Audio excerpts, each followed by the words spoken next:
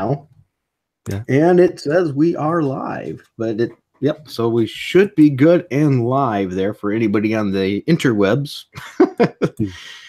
So as I said, I don't know because I can't see it yet because once again, it's on your channel. You're always the last to see it. So hopefully you'll see it on the YouTube. Okay, yep, there it is. It says live now. Well, it's faster than what it usually is. I'll give it some credit there. Very good. Excellent. We got some people already. Well, one person so far here, it says, but there's more than one person, so my number count is wrong. Hello. Yeah, my number count is never right with this stuff, so it's not a bad thing at all. Yeah, good. So it looks like we're getting some people in here. We have a brown comic book reader. Let's party in this chat while Frugal isn't watching. Chris Savers says, meet. Oh, I just for the record, I hear now that YouTube is actually, when you do these videos now they're going to keep the comments and show the comments. Oh, that'll be people great. Watch it later. Yeah, that'll be great. And, you know, I can see what I missed. That way, if there's a comment out there, you know, if you see interesting comments too, every now and then, my internet is not the greatest here. So sometimes I try to watch comments, but I'll miss some of them. So if you see something, definitely bring them up if you would. I'll do my best. Mine is not always the best internet either. Ours has a history of dropping out and getting terrible. So good. We got some more people in. Hello, everybody. Thank you, Commander North, Mike. And I'm not going to say your last name because I'm going to butcher it. Ainsley. I'm going to try. It's going to sound terrible. I have a bad thing with names, evidently. Hey, join the club, man. In my videos, I will call people by initials and whatnot because I don't like butchering names, and I also don't like stumbling within a video. So, you know, I do that a lot. Oh, good. So I'm a horrible. You wouldn't think I talk for a living, for crying out loud. Part of my work there. Okay, good. We got people filtering in. So hello, everybody. I just want to start off by saying this is Captain Frugal reporting for duty. If you do hear any noise in the background, it's because Little Frugal's back here playing games, so who knows, he might pop in. And of course, I have my wonderful guest, the brilliant, the Umbrella Guy, which I've been watching his videos for a long time now, and I really do appreciate the amount of depth and information that he puts in his videos. It's something that I really, truly enjoy. Well, I appreciate that. You know, it's definitely, we have so many approaches within the community. I thought, well, you know, I'll try this way. I definitely think enough people bring other approaches. I think you bring a lot of information to yours as well. Like we've talked about before, you know, I think that you definitely work as a person that invites individuals into the community. So I think that is a very good thing. Well, thank you. That's my goal. You know, I want the community to get along. Now, granted, it doesn't mean we have to agree on everything. Without a doubt, I don't think we do. But I think it's good to be able to have conversations. You know, like the old classic days and be able to go to a comic shop and just discuss things, you know, and share views. Why can't we do that on other topics? Yeah, exactly. Well, I'd like to actually get back to the point where I can just discuss comics, where we're not talking about cultural clashes and professionalism and whatnot. I would like to get back to the point of arguing, hey, what's your favorite comic book? Or, you know, what series is good right now? And, you know, and speaking of going back, so let's go back with you. Let's let people know you a little bit. I look back into you, and I noticed a big part with you is that, hold up, hey, Little Frugal, remember, buddy, hey, Little Frugal, you gotta be quiet, okay? I got a Little Frugal in the back talking to his pals playing games. Well, anyway, I was going back on your channel looking in, and you started with, correct me if I'm wrong, doing product reviews and some game stuff. Yeah, that's correct. Actually, I'm a professional in another field. This has not been a main vocation. It was just something I did for fun, a little boredom, and I got free products to try out. I wanted to try out different things. I thought it would be fun. And then with comic books, I would periodically leak in product reviews that dealt with graphic novels. Well, then, you know, I started seeing what was going on with comics, and I thought, well, I'll cover comic books that I enjoy. That's going to be the thing I stick to. But then Gail Simone kind of called me out one day. She said in a comment one day, she said that if I could put together a cohesive thought, she would pay me $1. So jokingly, I put together a video I entitled Gail Simone Owes Me $1. And that's pretty much where it started at.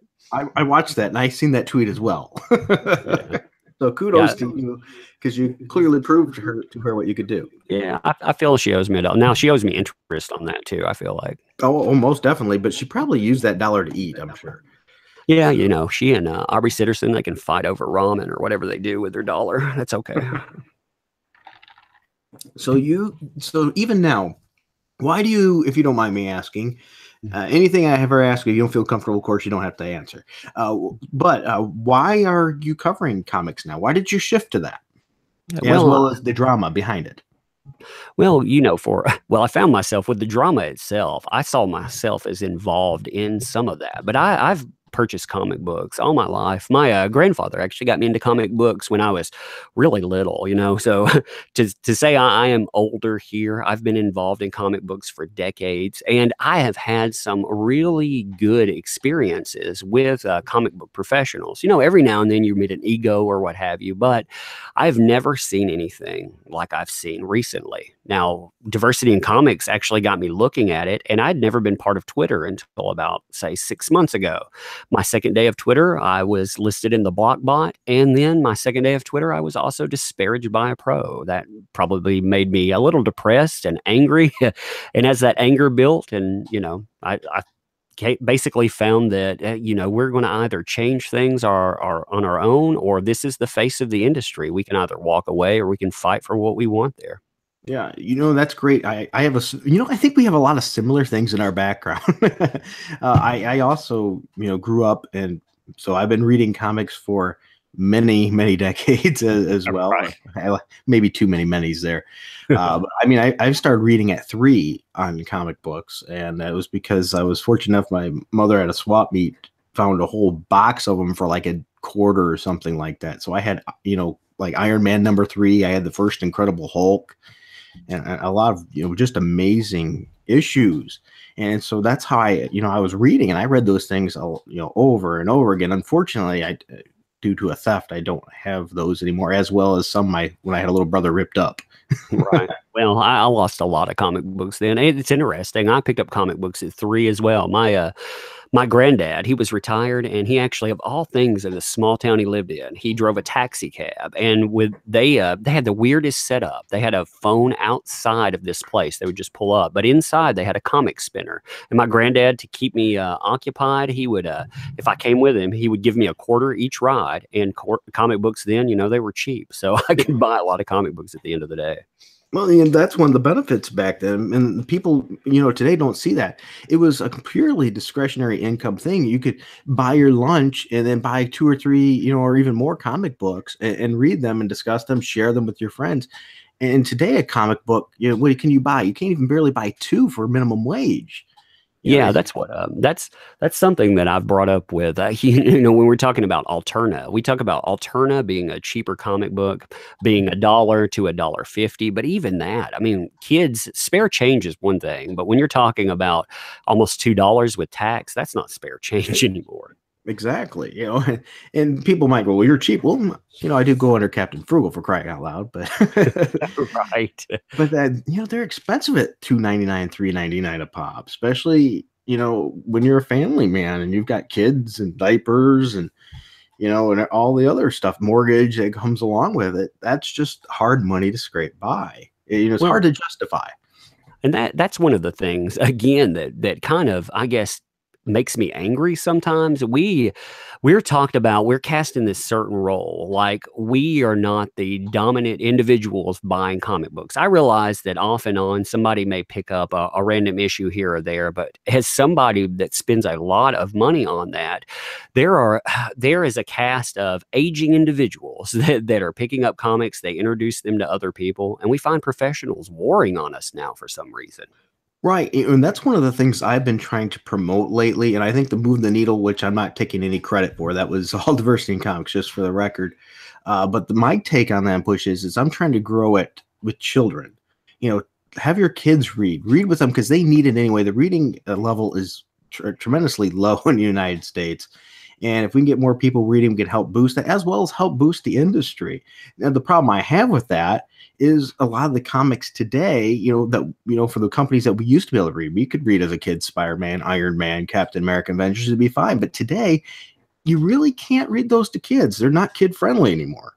No, that's actually why one of the things that's made me the most upset about IDW. Yeah, if you want a kids comic book these days, IDW is a company that you're probably going to turn to. They have certain things. Obviously, you still have to look at how, say, a Sonic is represented, but by and large, you can let your kids get a hold of that. If you're looking at a DC, yeah, I would say majority. I said half, but actually the majority is teen plus. So, I mean, having a 4-year-old, what do I introduce them to?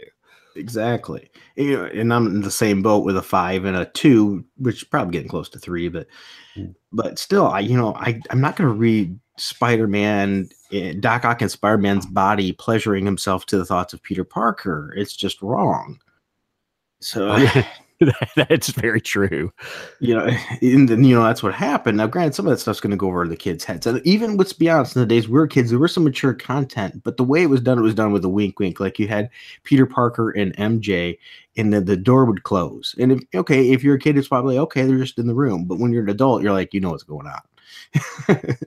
Yeah, and back in the day with the comic code too. I mean, obviously, I'm not advocating for the comic code to return. They did some inane things, but you were looking at rules that wouldn't allow like an entry exit. I remember, for example, with GI Joe, they had the Cobra Island Warfare. When they did the end of it, spoiler, 30 years after the fact, but spoiler within that, Serpentor is killed by arrow, and when the arrow hits him, if you look at the image, you'll have one image with the arrow going into his head, and the other frame will have the arrow coming out because you couldn't have an in and out. That was part of the comic code. Right.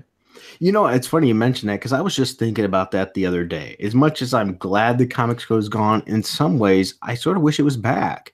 Maybe just in another way, because we currently have, characters that are, don't get me wrong, I don't have anything against anti-heroes, but you used to be able to pick up a comic and the hero was heroic and the bad guy was bad.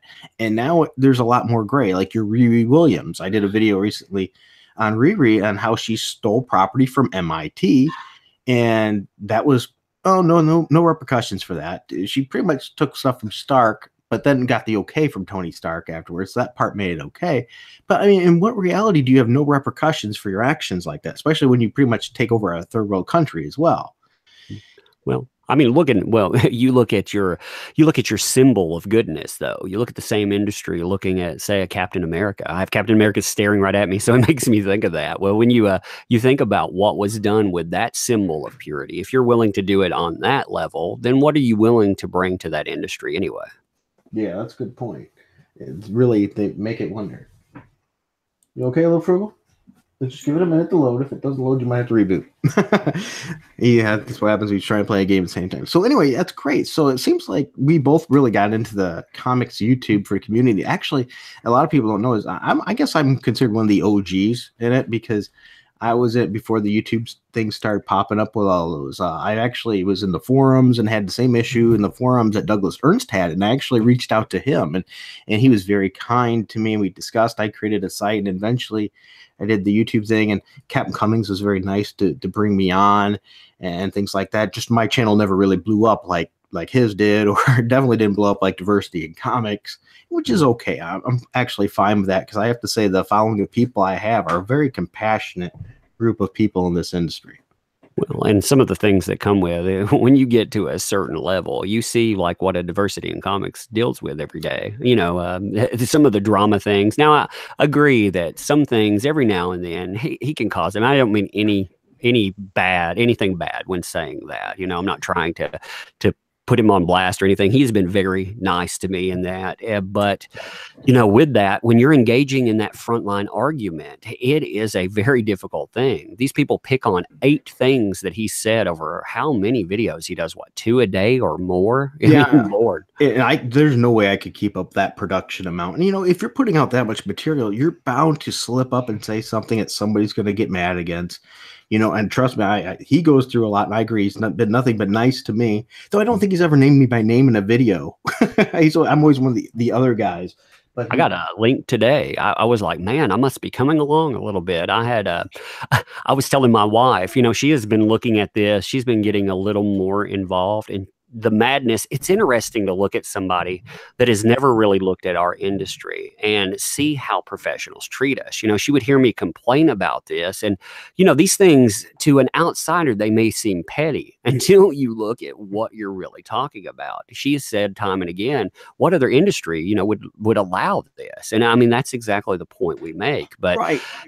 Within that, I knew that things had been coming along a little bit when I noticed that Diversity in Comics actually followed me on Twitter. I thought, wow, I must be getting along a little bit. Yeah, that's one thing. We get along. We chatted on Twitter and in DMs and things a little bit, and he's been nothing but good to me there. So I'm not going to, once again, this is a slam session on him. Matter of fact, I'm very thankful for him because I've been saying for a very long time that we're customers, and they call us fanboys. And he has a bigger reach. So when he turned around and said it, I'm not saying he said it because of me. He probably never even, heard me say that in one of the videos or whatever. But it really took off. And I'm glad because ultimately that's what we are. We are the consumer. We are the customers.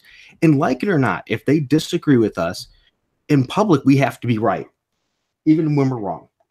Yeah, I think you and I discussed that at one time. The conversations that we have, one thing, at least on the level I hold myself, I try to realize, now sometimes this is hard to do, but I try to realize I'm not speaking to them because they are not going to change their mind. Today I was talking to Eric Larson. He's been digging in for 4 days. I know that he's not going to change his mind on this. Also, people that are already listening to that, if they agree, good. They may see something that they can add on to it. But there are people on the sideline. That optic right there, you want these people to see it because you always want to present yourself as the person, if not the moral authority there, then at least the person that is looking at it from, even if I'm wrong, I need to sound like my money's right. Exactly. And ultimately, that's how their career is going to survive. What kind of business have we ever seen that you can vilify your customer base and call them every bad thing and expect them to turn around and buy your product? It's just ridiculous from a business standpoint. Which, by the way, that's one of the things I love from your videos. You tend to really go from an analytical and a business standpoint. And for me being a business kind of guy, I love that. So, and I like the number stuff too. What can I say? Yeah, I think that is an important part of it. If we are going to evoke change, the only language that industry speaks is capital. You make them aware that something is impacting their coffers, and when it's hard to get someone at an upper echelon to hear that too. I've been looking at more and more reviews of, say, like a Marvel, and it looks like they're on autopilot, for example. But sometime we're going to somehow reach someone that is going to impact money. And when we do that, things will change. Well, I loved your let's hit up Hasbro. I thought, that's absolutely brilliant because we were talking before this. I've hit up CBR. I've contacted the head honcho in CBR and some other avenues of companies that provided, do licensing work and things that with Marvel, as well as the subscription base that, who's handling the subscriptions, and talk to them before about the artists and the writers and what they're saying to people. So when you turned around and did that, I just absolutely loved it. I talked to Lord Nurgle. He was talking about Gamergate. Now, I'm not taking a stance pro or con on Gamergate. I was not involved in it pro or con, so I don't have a lot to say on it. I'm still researching that to see what was there. But one of the successes that they had was contacting individuals, going out, mailing campaigns, and doing that. And within that, he actually brought up a couple of points, like with IDW, for example. There are other licenses involved, like a Sega. I've been exploring Sega, and can you actually contact Sega or Sony and so on, just seeing who owns the licenses to what. Yeah, exactly. And, and that's the main component here we're going to be discussing today, in general is IDW. But, yeah, it's, I will say we'll get into some other things of the links and connections between IDW and Marvel. One of the things I said just recently is my analogy of this whole new Marvel, the fresh take on Marvel. It's not really a fresh take. The metaphor I use, it's a deck of cards. They just shuffled the cards. All the players are still there. The jokers are still in the deck. So it's nothing really fresh. It's just we reshuffled. We hope you accept it. Yeah, exactly. When you when you move people to other, even if you quiet these people down, this is a question I was trying to pose to people that had recently followed me. I was looking at Nick Spencer's Doctor Strange Damnation. Now, from Nick Spencer, can you forgive the guy for taking 1 year and basically not insulting you through comic book, but also insulting, individuals personally by Mhm. politics and what have you? Can you have a shuffle around, even if they straighten up and fly right? Do you forgive that kind of mentality? That's one thing I preach forgiveness, and I'm all for forgiving people. I think we should, especially if they're willing to apologize. But right, there comes to a point. And funny thing you mentioned Nick Spencer, because I was blocked on Twitter by Nick Spencer because he was bragging about the sales of Secret Empire, and I said, you realize there's been a significant drop in that compared to the previous two, big events, significant drop, and then I put the numbers up, and so he blocked me. Of course. Anytime you drop knowledge on these people, most of the time, a smart person would mute you. I think that would be standard fair business. But again, we're not talking about that.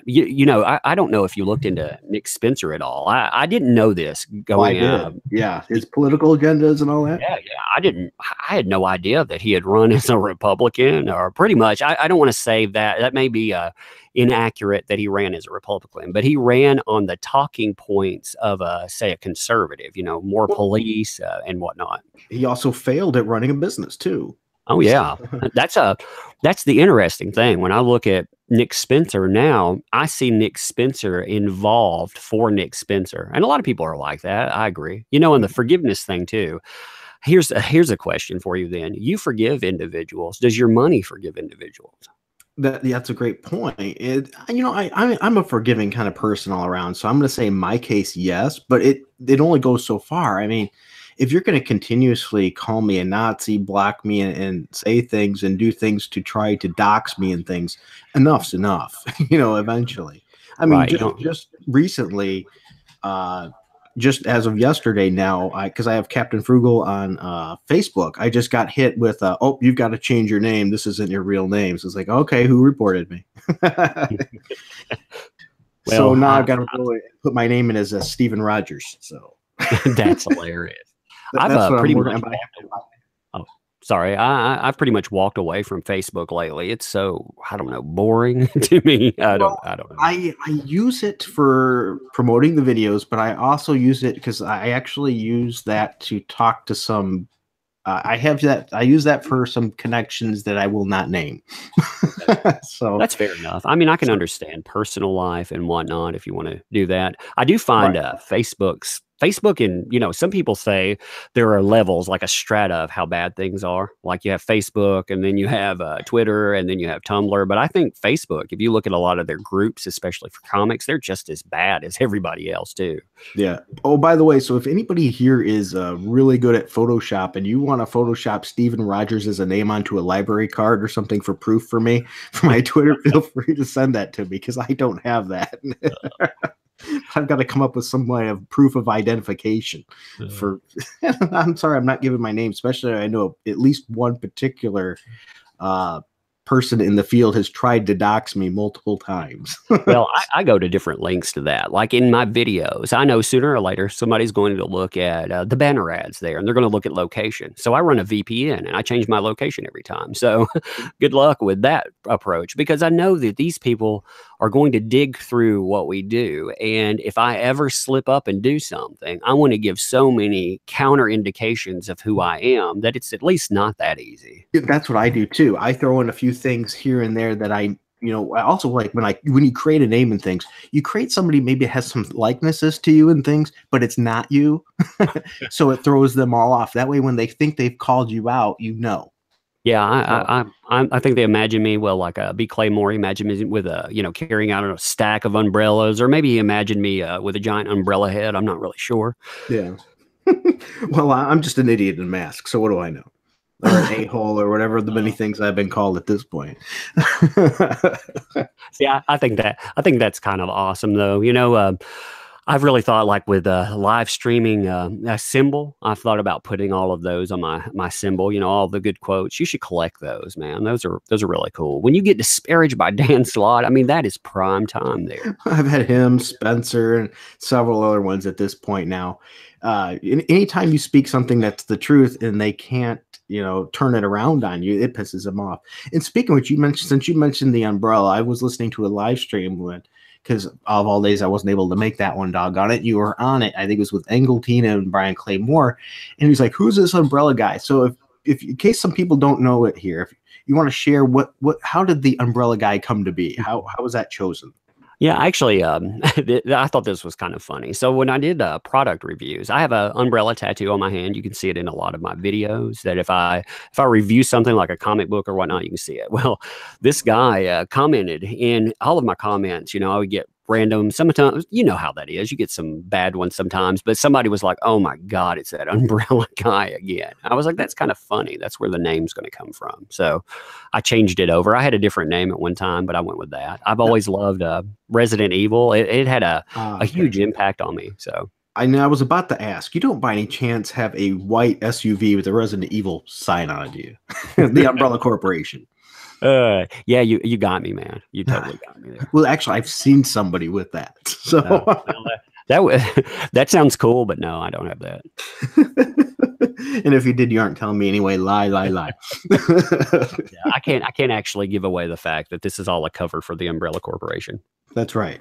But yeah, I've watched some of your product reviews and things. Actually, I don't think it'd be bad if you mixed it up, especially if they're, comic book stuff too. I mean, I mix it up. I do some gaming product reviews. I do older comic books and flashbacks. I just recorded one, actually 2 videos not too long ago. I did Avengers #3 retrospective and like a choose your own adventure kind of book that they did with The Thing and other Marvel heroes. But unfortunately, I had an issue and I lost those videos. They got deleted, which was my fault, I might add. So I was like, doggone it. The only thing I don't like about product reviews is, first of all, for entry, if I have a product on me, that's fine. But if you ever want a product review, you either have to deal with companies. You can actually, just as a side note, if anyone ever wants to explore the option, Amazon has a program called Amazon Vines. Now, Amazon Vines is invitation only, but once you get into it, Amazon will give you free products, much like a Walmart or anything else. So products that you review, obviously no one forces you to do this, but you should be disclaiming whether or not you get it for free, but you can get some awesome stuff that way. Oh, you're gonna have to give me that information if you don't mind. I would love to do that. Yeah, I would definitely disclaim anything I got for free. Yeah, so I've done a few product videos, especially from the local community, and I mentioned, this was sent to me for free and things because I want to make sure people know that. And that's one of the reasons I don't advertise on my channel. I don't monetize it. I'm completely fan funded. So if anyone wants to help fund me, hit the Patreon.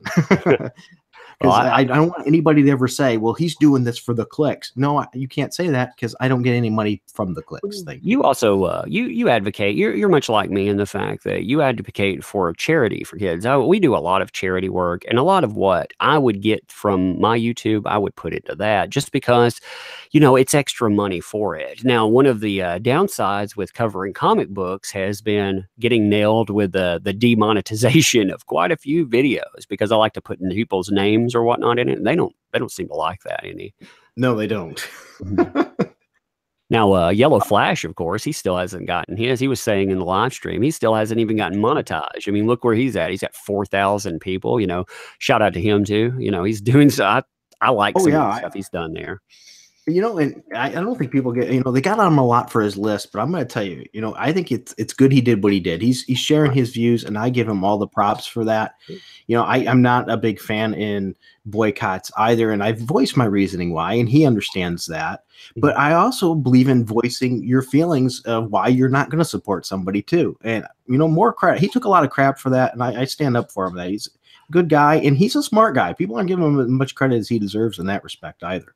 Oh yeah, well, and he took it further. I was asking for things like a block list. I want to know all the block listers out there. Well, he took all of these people that were bad players, and he allowed a lot of other people. Even if you don't want to use that for boycott reasons, you can look at that and say these people are doing things out there. What are they doing? And when you start looking into these people, their behavior and whatnot, that list it makes a lot more sense. I've also talked with Yellow Flash about tactics. We all come from a different spot. That he uses different tactics within his stuff, but he can carry the hammer really well, and I Yeah. like that. I like him going Thor on that stuff. And I think he's filling in the Captain Cummings voice, the Captain Cummings voice, because I miss Captain Cummings, and he's serving his country. Thank you, Captain Cummings, for that. My hat's off to you. But he's helped fill in that gap right now.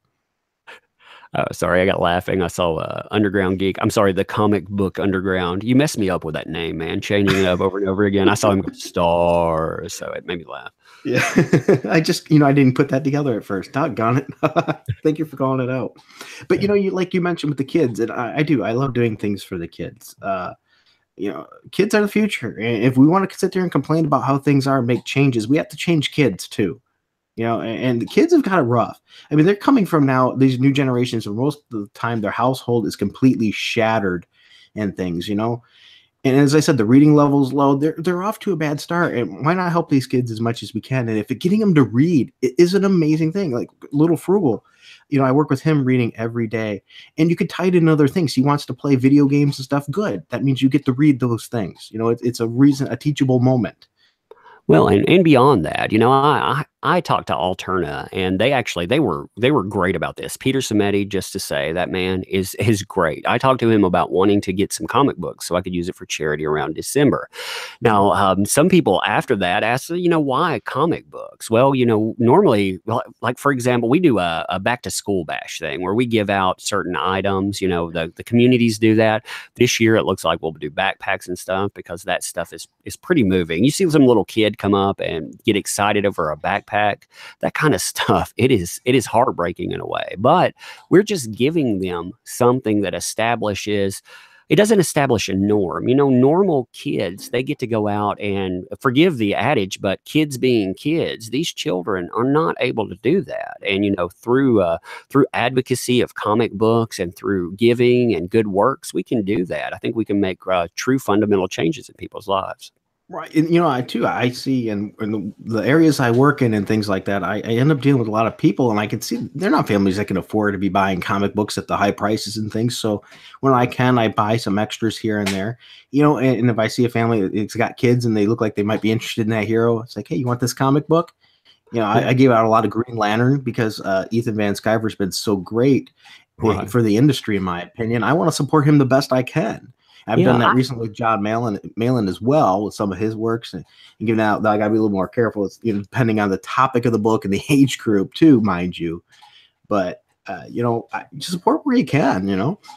Here's a question for you. I know this is not I'm put you on the spot with this, but I ran into this with the recent issue with Image. Eric Larson was talking, and you saw Ethan Van Sciver. He talked about this from an industry perspective. He actually got involved in the conversation, and he said a few things I definitely disagree with. So when he said that, I put together a video. But we've seen him under siege by so many people. I have paused about putting out that video because obviously there's some bias there. I don't know if I need to check that or not, but looking at that, I mean, do you feel like something like that? Do you feel, first of all, do you give certain creators a little more leeway? And second of all, do you feel like calling out a person that's under siege, does that lead to even worse outcomes? Could that unintentionally cause problems there? Well, first, just to make sure we're clear, who were you saying was under siege? EVS or? Oh yeah, EVS definitely. I've outward supported him because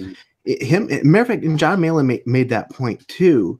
If you have certain political leanings, there is reason to be scared in that industry as well as others. I'm sorry, it's just the case. This the truth. You're going to be looked at differently, and people can act like it's not, but it is there because at least trust me, there's more conservatives in the comic industry than I think a lot of people realize. Matter of fact, not too terribly long ago, I found out there was a lot more than I realized too, because I'm starting to get more of them are actually reaching out to me and being very kind to me. And so it's been very nice. And I'm not going to out them. That would not be my place. And then, that would be bad on me, and that'd be a shame. But they have very well reasons, to be careful because their livelihood is under attack. So I would definitely support them. I mean, I made that goofy video on how to draw like Ethan Van Sciver, and things like that. And I'm going to support him the way I can, because I think you look at it, he's not saying, hey, you have to have this political belief and buy comics. No, he's saying, let's embrace everybody. Let's try to keep them neutral if possible and make something for everybody. And that's what I'm for. I have my political leanings, but I don't want them all in the comic books telling me how to think that way either. Right. Now, on the other side of that question, if you disagreed with him, would you put out a video knowing what kind of stuff that he's been going through lately? If I disagreed with him, I'd actually talk to him first. Yeah, see, I try to do the same thing with the other ones too. Yeah. Don't get me wrong. Like there would not be those videos about Dan Slott if he'd actually have talked to me. Right. Instead, he instantly blocked me. I've had discussions just recently with Eric Larson. We went back and forth on the gun thing. And there's no video about him. Why? Because we've actually discussed it. But when there's no way to discuss it, okay, you block that communication. Yeah, I mean, that's good. And the reason I asked that, I literally am asking that question. I figured I would ask that of Douglas Ernst as well. I would probably ask him through message. Well, feel free. He's in the chat right now. Yeah, I saw him in there. That's why I'm saying this. When he gets hit up via message, he's gonna know what it's about. So, hey, Doug, do you want me to invite you in? If so, let me know. I will send you the link. There we go. We can take care of that too, in case he wants to hop in. 3 people ain't hard to manage. No, that's fine. And he's always good for another perspective. But yeah, so what about you? What do you think? Would you make a video with that situation? I did make a video. The only problem is I paused on tone because I'm afraid my tone, I even caught myself doing the beginning. I put in a caveat at the beginning. Hey, I'm not talking poorly about this guy here. He's actually, EVS is one of the people that kept me buying comic books. I was very depressed by what I saw. And when I have someone like a Mark Waid, who I've never looked into, these were just names on books that I enjoyed. Well, when I see them as not just the political entity, but the personal insulting entity that they are, I mean, it was very depressing. It really is. And I think when you get this is how bad it's gotten. When you get a positive response from a writer or an artist, and in particular, a mainstream comic company, it's almost like unexpected now. It's almost like we expect to hear something nasty. That's ridiculous. I was saying with John Malin, to me, this is so absurd to say. John Malin caused me to buy cable, his run of cable. I can't remember where I came in at, but when I was looking at, I said little run because he was only on for a few comics too. I didn't mean that demeaningly when it came out, but looking at that, the reason I bought it is because he put up a tweet that said, "Hey, everyone's welcome. I welcome everybody. Don't block them. I think everyone should be involved." Now, what a low bar to set. I mean, really, when you look at that. How does that have to be the pinnacle of height right now for a business? Hey, everyone's welcome to buy our product. Please come and enjoy.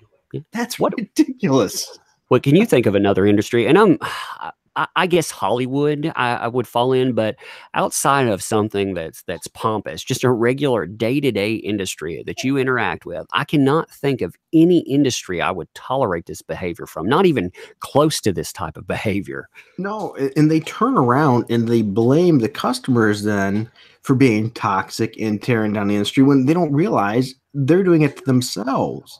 You cannot be a very big public figure, especially when your popularity is because of your job, and use that as a platform and expect it to build your sales if you're being rude to half the population. That makes no correlation there. Well, I saw the one, I guess the thing I disagree that Van Sciver said is he said it would be like blaming the individuals who own a skyscraper for the actions involved within it. I look at it more like if I go to the doctor's office and say I go to the hospital, for example, the people that come in there to my little girl keeps walking in here too. Oh, that's all right. I had little well, when you look at like a hospital, though, okay, if you look at, say, radiology, those people are normally contracted. You have an outside contractor. Now, if that outside contractor were to say all veterans are Nazis or whatever, you would expect that a hospital distance themselves from that message. I think that's standard fare. Were you there when John Malin gave information on how the structure and how it's ran for Image? Yeah, I saw some of that. I Okay, didn't actually get to break it down though. I I I would need to check look it at out it. because that Okay. gives a little bit more leeway of why it is the way it is. Well, It's different arms. One arm is more of just a like an independent production house, from what I've inferred from that. So they pretty much aren't going to turn down much of anybody. It's you're going to produce and they're going to get a cut. Now then, each of the heads have their own branch, and those branches are more selective. So if one of those people work for one of those branches, they should definitely be held under scrutiny. You would assume of a code of conduct. Whereas the other one, if it's just really more of a production house that anybody can come and produce, that's a different story. I mean, for example, I ran a production house that I owned. I just stopped doing that several years ago because of time for in the music industry, and I would produce music that I didn't listen to and don't care for because that's all I was really doing is producing it and getting a cut. Now, if it's something that I'm actually going to be recording and sitting at the desk and mixing and things, if it's something I don't like, I wouldn't do it. So it was handled differently. How would you handle that? We were looking at that. I guess when Kurt Eisenwald popped into this, it kind of changed the dynamic for me. Like, for example, say you had a person under your label there. You're obviously doing business with them. And then you have some mainstream media persona pop up and they said, X artist who is on XX label said this. So they're putting you both on blast and they're putting that as part of your message. Now, I would think standard operating fare would be to say, yeah, I don't kind of back that message, when people talk about that. If you're going to respond, if you don't respond, then that's different. But if you respond, I would think distancing would be the wise course. Oh yeah, I'm not disagreeing with you there either. I think his response was not a good way to go. No, you know, he blocked a bunch of us today. You and I discussed that for a minute there, but yeah, we were not even. I don't think the majority of us were being rude in any way. right? He started the conversation with, people talk. I'm going to say crap, to keep this a little PC or a little kid friendly or whatever. But Much beyond that, appreciated. yeah, no problem there. But he goes with that at first, and then he says these are just words. Then when Diversity in Comics mentions this is aimed at him, he minimizes it and goes on this weird rant about Obama, which I don't understand. And then he says that creators hire us, we don't hire them. Well, people started bringing up Howard Chaykin. And when they did, he, instead of going or trying to minimize anything there, he goes in and says that that's not actually an apology from Image, despite the fact that Image literally used the words, "we apologize for." So, I mean, if that's not an apology, I'm sure some people would be really stunned to find out about that. Now, I got that far in the conversation when I mentioned that and mentioned bad optics, and then he blocked me. And of course, he mentioned how we're all crybabies and trolls and what have you. You know what I call it? It's called being professional. Now, Yeah. granted, as I said, I cut him some slack for how the structure is. But with that said and done, he still is a professional or should be. He represents that company. Anybody attached to that company represents that company. So therefore, if you're using its name in any way, shape, or form and representing it, you need to represent that company in a professional manner. And what he said was wrong. What he defended was wrong. And I'm sorry, how can that be said in any good way to help grow the business? Anything they should have some kind of mission that says, is this Image's mission? Anything that comes out of an employee's mouth should be geared towards the company's mission. Anything that's going to stray from that, if they're using the company's name, shouldn't be. That's why I'm against, people using like, I work for Marvel, I should be able to have a voice on Twitter if I want. Yeah, you can, but it shouldn't have Marvel in it, and you shouldn't be getting people, viewers, and things because of the company you work for. Even beyond that, okay, I'll look at Kurt Busiek, for example. Now, how many Kurt Busieks do I find when I search for a Kurt Busiek? I find him because I know of his association. Now, he likes to say that he is not, he'll rail about comic books anyway. If he doesn't want to discuss comic books at all, maybe that would be a different point. But even looking at that, I don't know how you remove the professional from the personal with artists.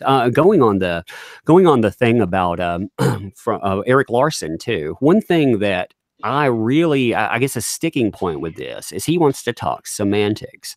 Semantics, that's become a powerful conversation when you're talking about the other side of this.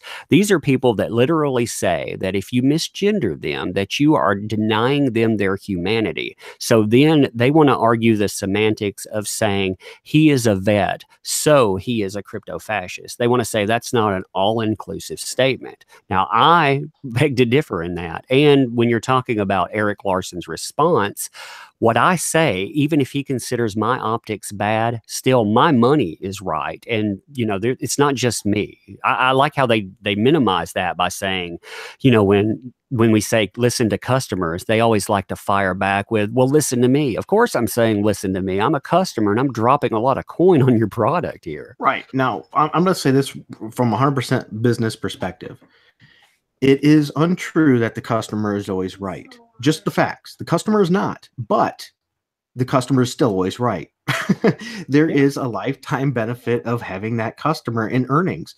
And that means you will eat some crow. You're going to have to take some crap if you want to maintain that customer. And a long-term customer is much more profitable and good to keep and easier to keep than obtaining a new one. It costs a lot more money to get a new customer. So they need to rail it back some and realize you have to accept it. Even if you don't agree, you still want their money. That's called business. And these people are paying their paychecks in the long run. They go, well, you don't sign my paycheck. You're right. We don't. But without us buying your product, your paycheck won't get signed and it won't get cashed and cleared. So, they have to represent us. Well, I think that's the problem of bringing idea. I'm trying to tone back rhetoric like ideologues, even though I truly believe most of these people are ideologues. Really, what we're saying is they bring a specific ideology to the table and they let it speak louder than the principle of industry, which is capital. Capital is the lifeblood of everything there. They can have all the resolve that they want and they can be artists, but if they're sweeping floors at McDonald's, they're not going to be able to invest so much, and they can't have all these high-minded resolutions. No offense to people if you work at McDonald's either. That was just saying that. Well, and that's the thing right there. And you mentioned it, and that's one of the hypocritical things that I find the most fun and interesting with this group. They're using a capitalistic system to promote a Marxist ideology, which makes no sense. Yeah. They don't realize they would not have that soapbox, that platform, if it wasn't for the capitalistic society that they're in, which granted, we're not in a pure capitalistic society. If people think we're pure capitalists, they're wrong about that too. We're actually a mixed hybrid system. But without that, they wouldn't have their platform. And John Malin did bring up that point. If you're an independent and you have your control of your own, yeah, you can say and get away with saying what you want, because ultimately it's the demise of yourself. But when you represent a company, that's where the line is different. Yeah, I mean, when you're speaking that language, you should be a faceless thing. I mean, unless it benefits the business, it's a difficult dance. I understand too. Sometimes you're going to mess up.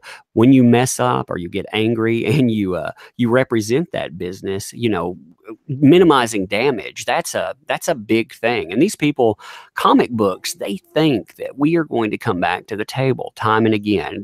We've been told to, eat garbage. We've been told to eat that again and again. And as consumers, we have. I mean, maybe that's part of our fault. Maybe we need to take a stand. Well, we do, and that's why I said I love that video. Mariana brought up a point. It's funny she did this because I was just looking up on the context of that that she mentioned today.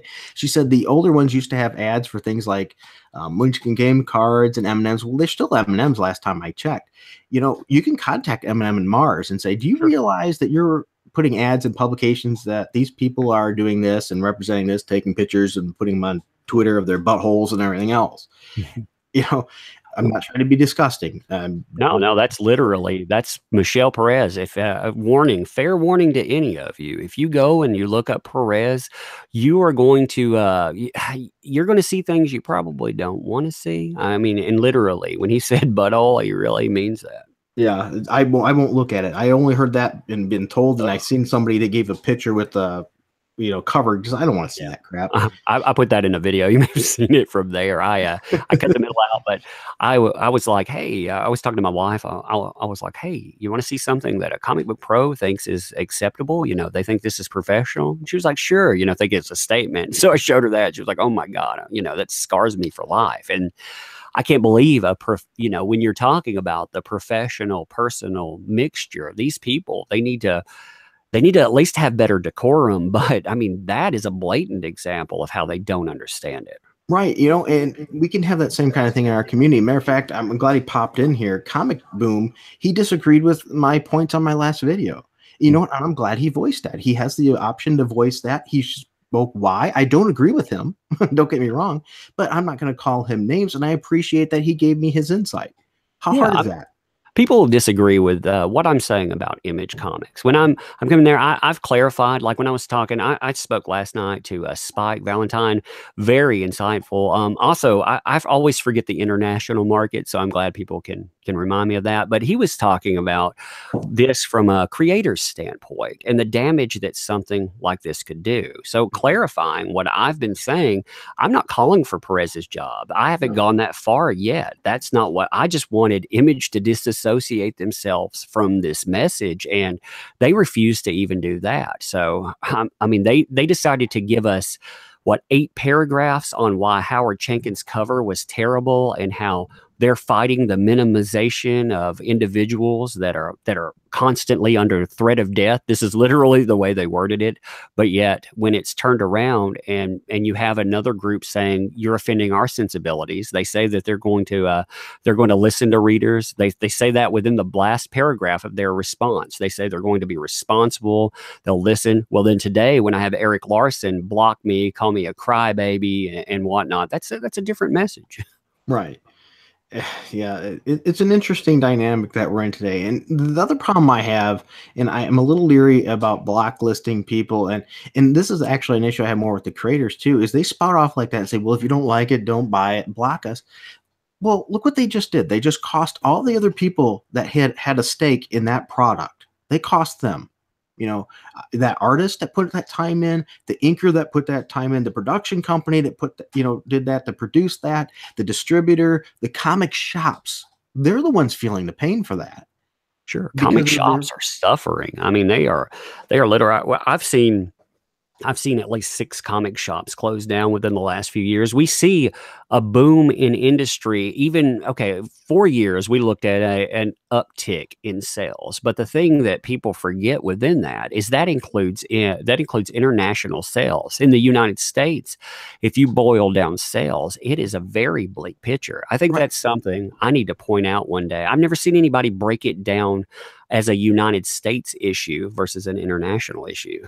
And look how dangerous that is, because right now, comic book superheroes are more popular than ever before. Now, granted, people, well, there's no correlation between the movies and the comics, but there should be. Exactly. They used to use it all the time. When The Incredible Hulk was on TV, the live action series, they advertised it on the comic book. It created an agreement there between them to help boost each other up. There is no excuse to not have that rather than just blatantly playing stupid. I'm sorry, but anytime you can link products like that, companies do it all the time. That's why we have all these rights and things that are being sold to make towels and all this other crap. It's all about the merch. Anybody that argues that obviously forgets, if we're going to look at the screen period, let's look at TV shows. Let's look at G.I. Joe. Let's look at Transformers. Look at what they became. And that was effectively tied to a TV show outlet. Well, you have what, $1 billion per movie being made. And we have seen toy sales tied to a Star Wars. You look at how well that did, but yeah, we're supposed to pretend that the two are not actively linked, or they couldn't be actively linked. Yeah, I actually did a video on the Star Wars toys about how far down they are, and people don't realize that there should be. If it's good, it's going to tick and bring those sales up. Heck, a lot of people don't realize too, like a lot of those cartoons like Transformers and stuff, really, they were nothing more than a 20-something minute commercial for toys. Right. If you like Secret Wars, that comic series, Secret Wars, that limited series was made to sell toys. That's why that series came to be. I think IDW, if we're talking about a vehicle to sell toys, I think IDW lost that idea when they had success. They had an awesome run with G.I. Joe, and around they had some good ones, period. But when they became very bleak around 2009, when they were having their Cobra outlet, they became a vehicle for just stories, and they forgot how to associate themselves with the product. Now, I don't know how Hasbro felt about it then, but I see how Hasbro felt felt about it now. Actually, that's something that I've had a couple of people talk to me about. Some insider. I actually finally have had some people talk to me about stuff, and it's very interesting from the Hasbro point of view. You were talking to people from Hasbro then? Well, I talked to some people About that, We'll right? just we'll call them insider. I think that's the best way to go. I don't want Right. to I mean, I know harm you them in any way. called. Yeah, I know you called. I Yeah, just no, didn't know how deep you got. I talked to some people that are involved more with the IDW Hasbro relationship, and what they were saying was very interesting. I got a one of the things that I had clarified for me, which this would be common knowledge if you look around, but I'd never really thought about, was the fact that the main market license for Hasbro products, it ends in 2018 for IDW. They only have it locked up until then, and Oh, you can see well, things that they're doing too, and they're very interesting. Actually, do you want to get into IDW? oh yeah, yeah, absolutely. I think we should start diving into that. I have some of the articles up right here. Okay, So yeah, let's let's shift in that. Okay, let's look at the money first. And I'm curious about, we did share a couple of articles before that. I'm curious on your take about something. So I'm going to share some numbers, and then I want to link in things. I'm going to talk a little bit about Aubrey Sitterson in this too. But when I do that, I'm not going to cover the same mess over and over. I more want to lay down a pattern of behavior so I can showcase how Hasbro was perceiving all of this in there, and then kind of posit a question. Now, I don't know if you've seen the video too, but I did a video with the comic chemist, and we discussed. He did some correlations of kinds of tweets that certain writers and things were making, and then the sales, and we compared them, and it seemed pretty obvious that if you're tweeting a lot of consistent politics, usually, I mean, these people are like a large portion of politics, their sales were dropping. Now, granted, just for the record, everybody, comic sales do tend to have a negative slope of a small percentage. They do tend to go down until they get a bump with a new team or a new direction to help reestablish them and try to level off. So when people go, well, issue 2 dropped by 50%, that's usual, just to be fair. Usually after the first story arc is where you start seeing a leveling period. And so when these writers and stuff try to use that as, oh, it's still selling this great, it's like, yeah, let's wait until see what it levels out, or if it does, or if it continues to drop. And that's once again how Slot got pissed at me too, because I showed that it wasn't so great and it was a continuous drop, but that's another story altogether. I'm actually wondering what the specific average, what I've been wanting to do, I just haven't had time yet, is to look at specific comics and see how much they drop between 1 and 2, because I want to make a point about Max Bemis, and he saw a 55% drop off between his first and second issue. Right. So I'd like to see how that compares standard fare and how much. 55 is not bad. That's pretty average. Okay. So, but you want to look at it as it goes past, especially after after issue 3, because the collectors, they're all by issue 1 because they speculate it's going to be worth something. So that one goes high. Then 2, you see around 50% area drop, and usually if it's only in the 30s, it's pretty good. And then it continues to go down from there, especially to the second story arc. Now, when the second story arc hits, if they're keeping readers there, they like the first one, they're probably going to stay on for a while. So how do you think this? How do you think the renumbering initiative, how do you think that impacts the sale? Because when I look at, Max Bemis coming on, I'm looking at 180, whatever. I'm not looking at 1. Do you think people are more inclined to buy still looking at that as a number 1 or whatever? It's had diminishing returns. That's the thing. It used to be effective. It was when it wasn't done much, but then they started getting the habit. It was almost renumbered every year with a constant reboot. And you'll see it had a negative effect. It had diminishing returns. It kept having less and less for each startup. And I think they've done it so much, they've actually detoured people from reading, because now it's like, oh, here's another reboot. Here's another start. And I think people were happy with the legacy going back to the original numbering. And then look, now they're saying they might not even be using that anymore.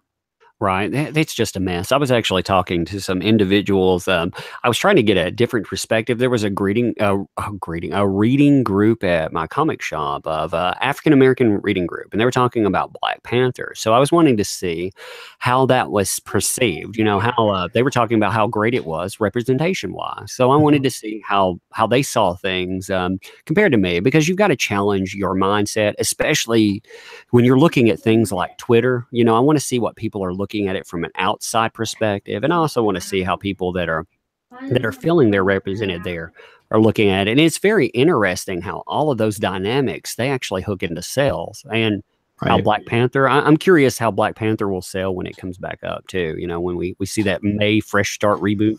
Right. I am as well. And Eric Breen mentioned constant renumbering is, heck on collectors over the long haul. And I agree. I mean, granted, it might be an easier jumping on point for a new reader, but it's heck on old readers, especially if you're trying to collect everything and get back and figure out what the timeline was. I think it's doing more harm than good because they're really not giving people any credit.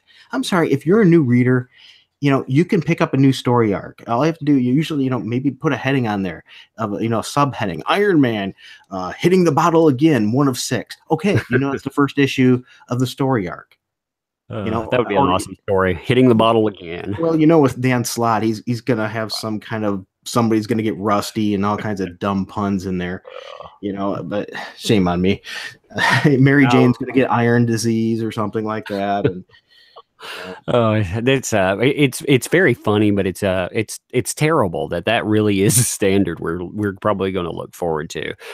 That's what really makes I think a lot of people have turned against the fresh start idea, because we not only see nothing that's fresh and new, but I mean, really, can we trust these companies after all of this?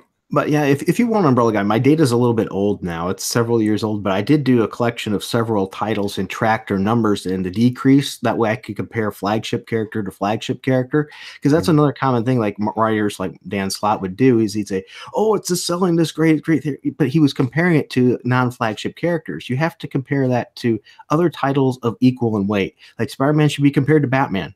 Flagship to flagship, as well as Superman. It was outperforming Superman for a while. It was getting its butt kicked by Batman.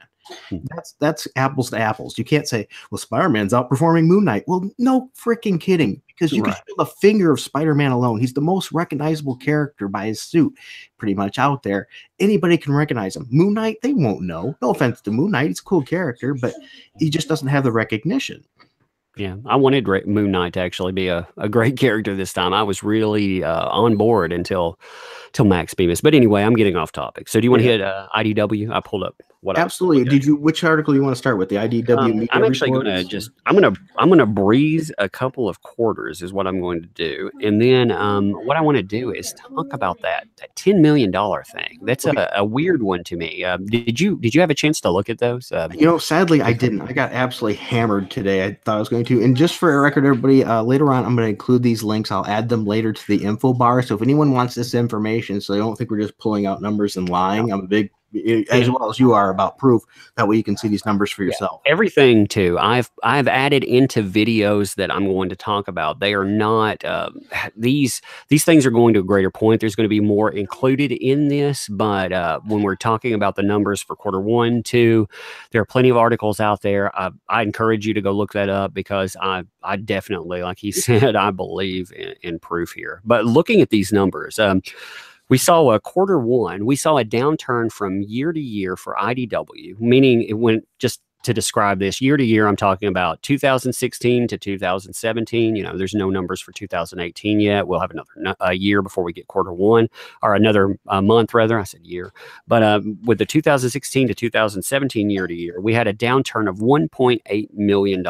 They were talking about a revenue decline of over 30%. Now, within that, you have different portions of IDW masking the losses. They have a copyright area, for example, or their TV and entertainment area, where they deal with Winona Earp and other rights. So those are making money, but IDW is bleeding money when it comes to things that they should be making money on, like publications. And just for the record, for comparative analysis, that's not exactly uncommon with businesses. They'll spin off a sister business and they will use successful components of the business to fund the other ones in hope that they'll also become a cash cow or a star, whereas sometimes they're dogs. And I think it's pretty fair to admit right now IDW's publishing is a dog.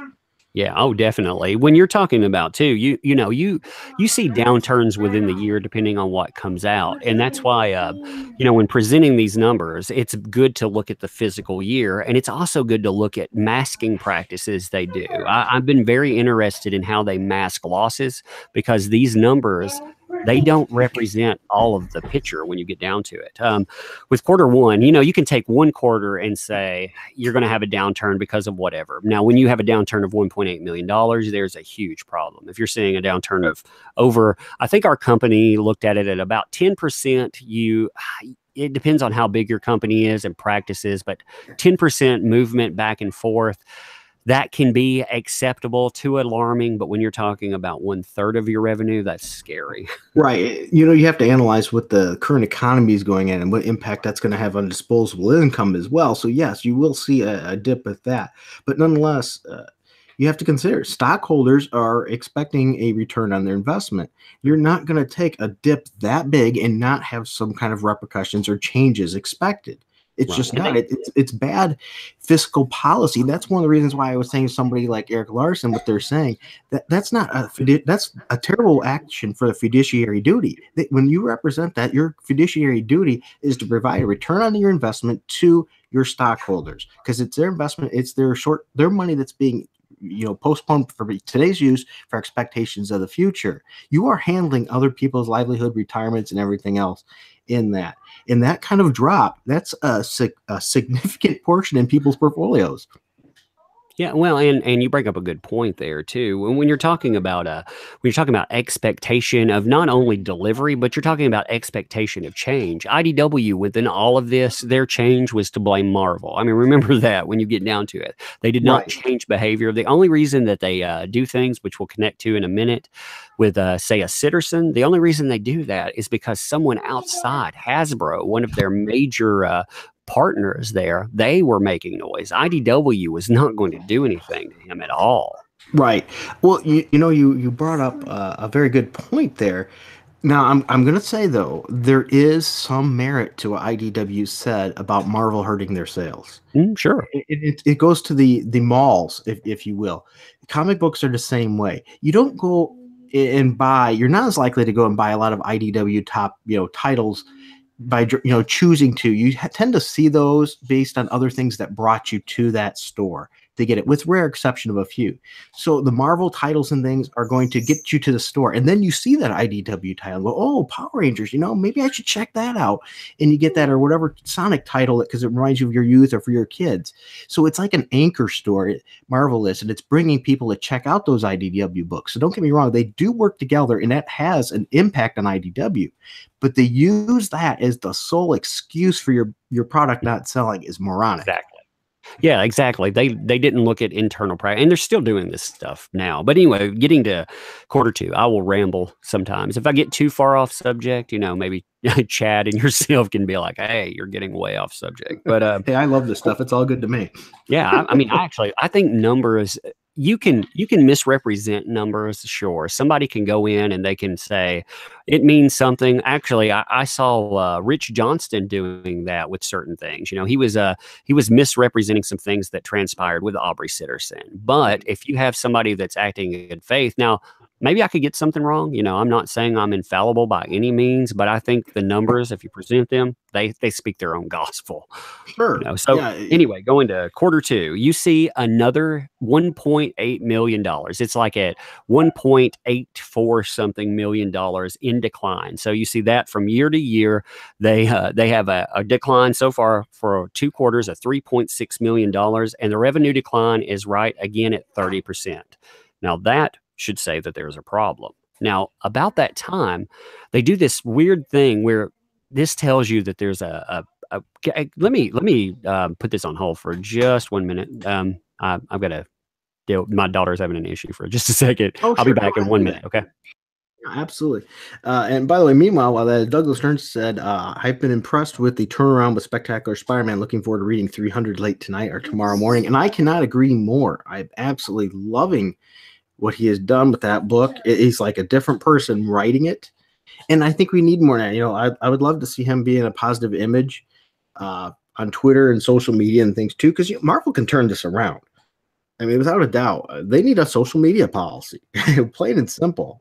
Just like any others. Let's spin that around and put that good, because granted, not everybody that's reading comics is on Twitter and Facebook and things. We realize that and watching our videos, but there's got to be a significant chunk. I mean, when you have people like Diversity in Comics with over 50,000 subscribers, if even 10% of the subscribers read comics, and don't get me wrong, I think it's much more than that. That's a definite uptick and enough to save a lot of titles and make them profitable.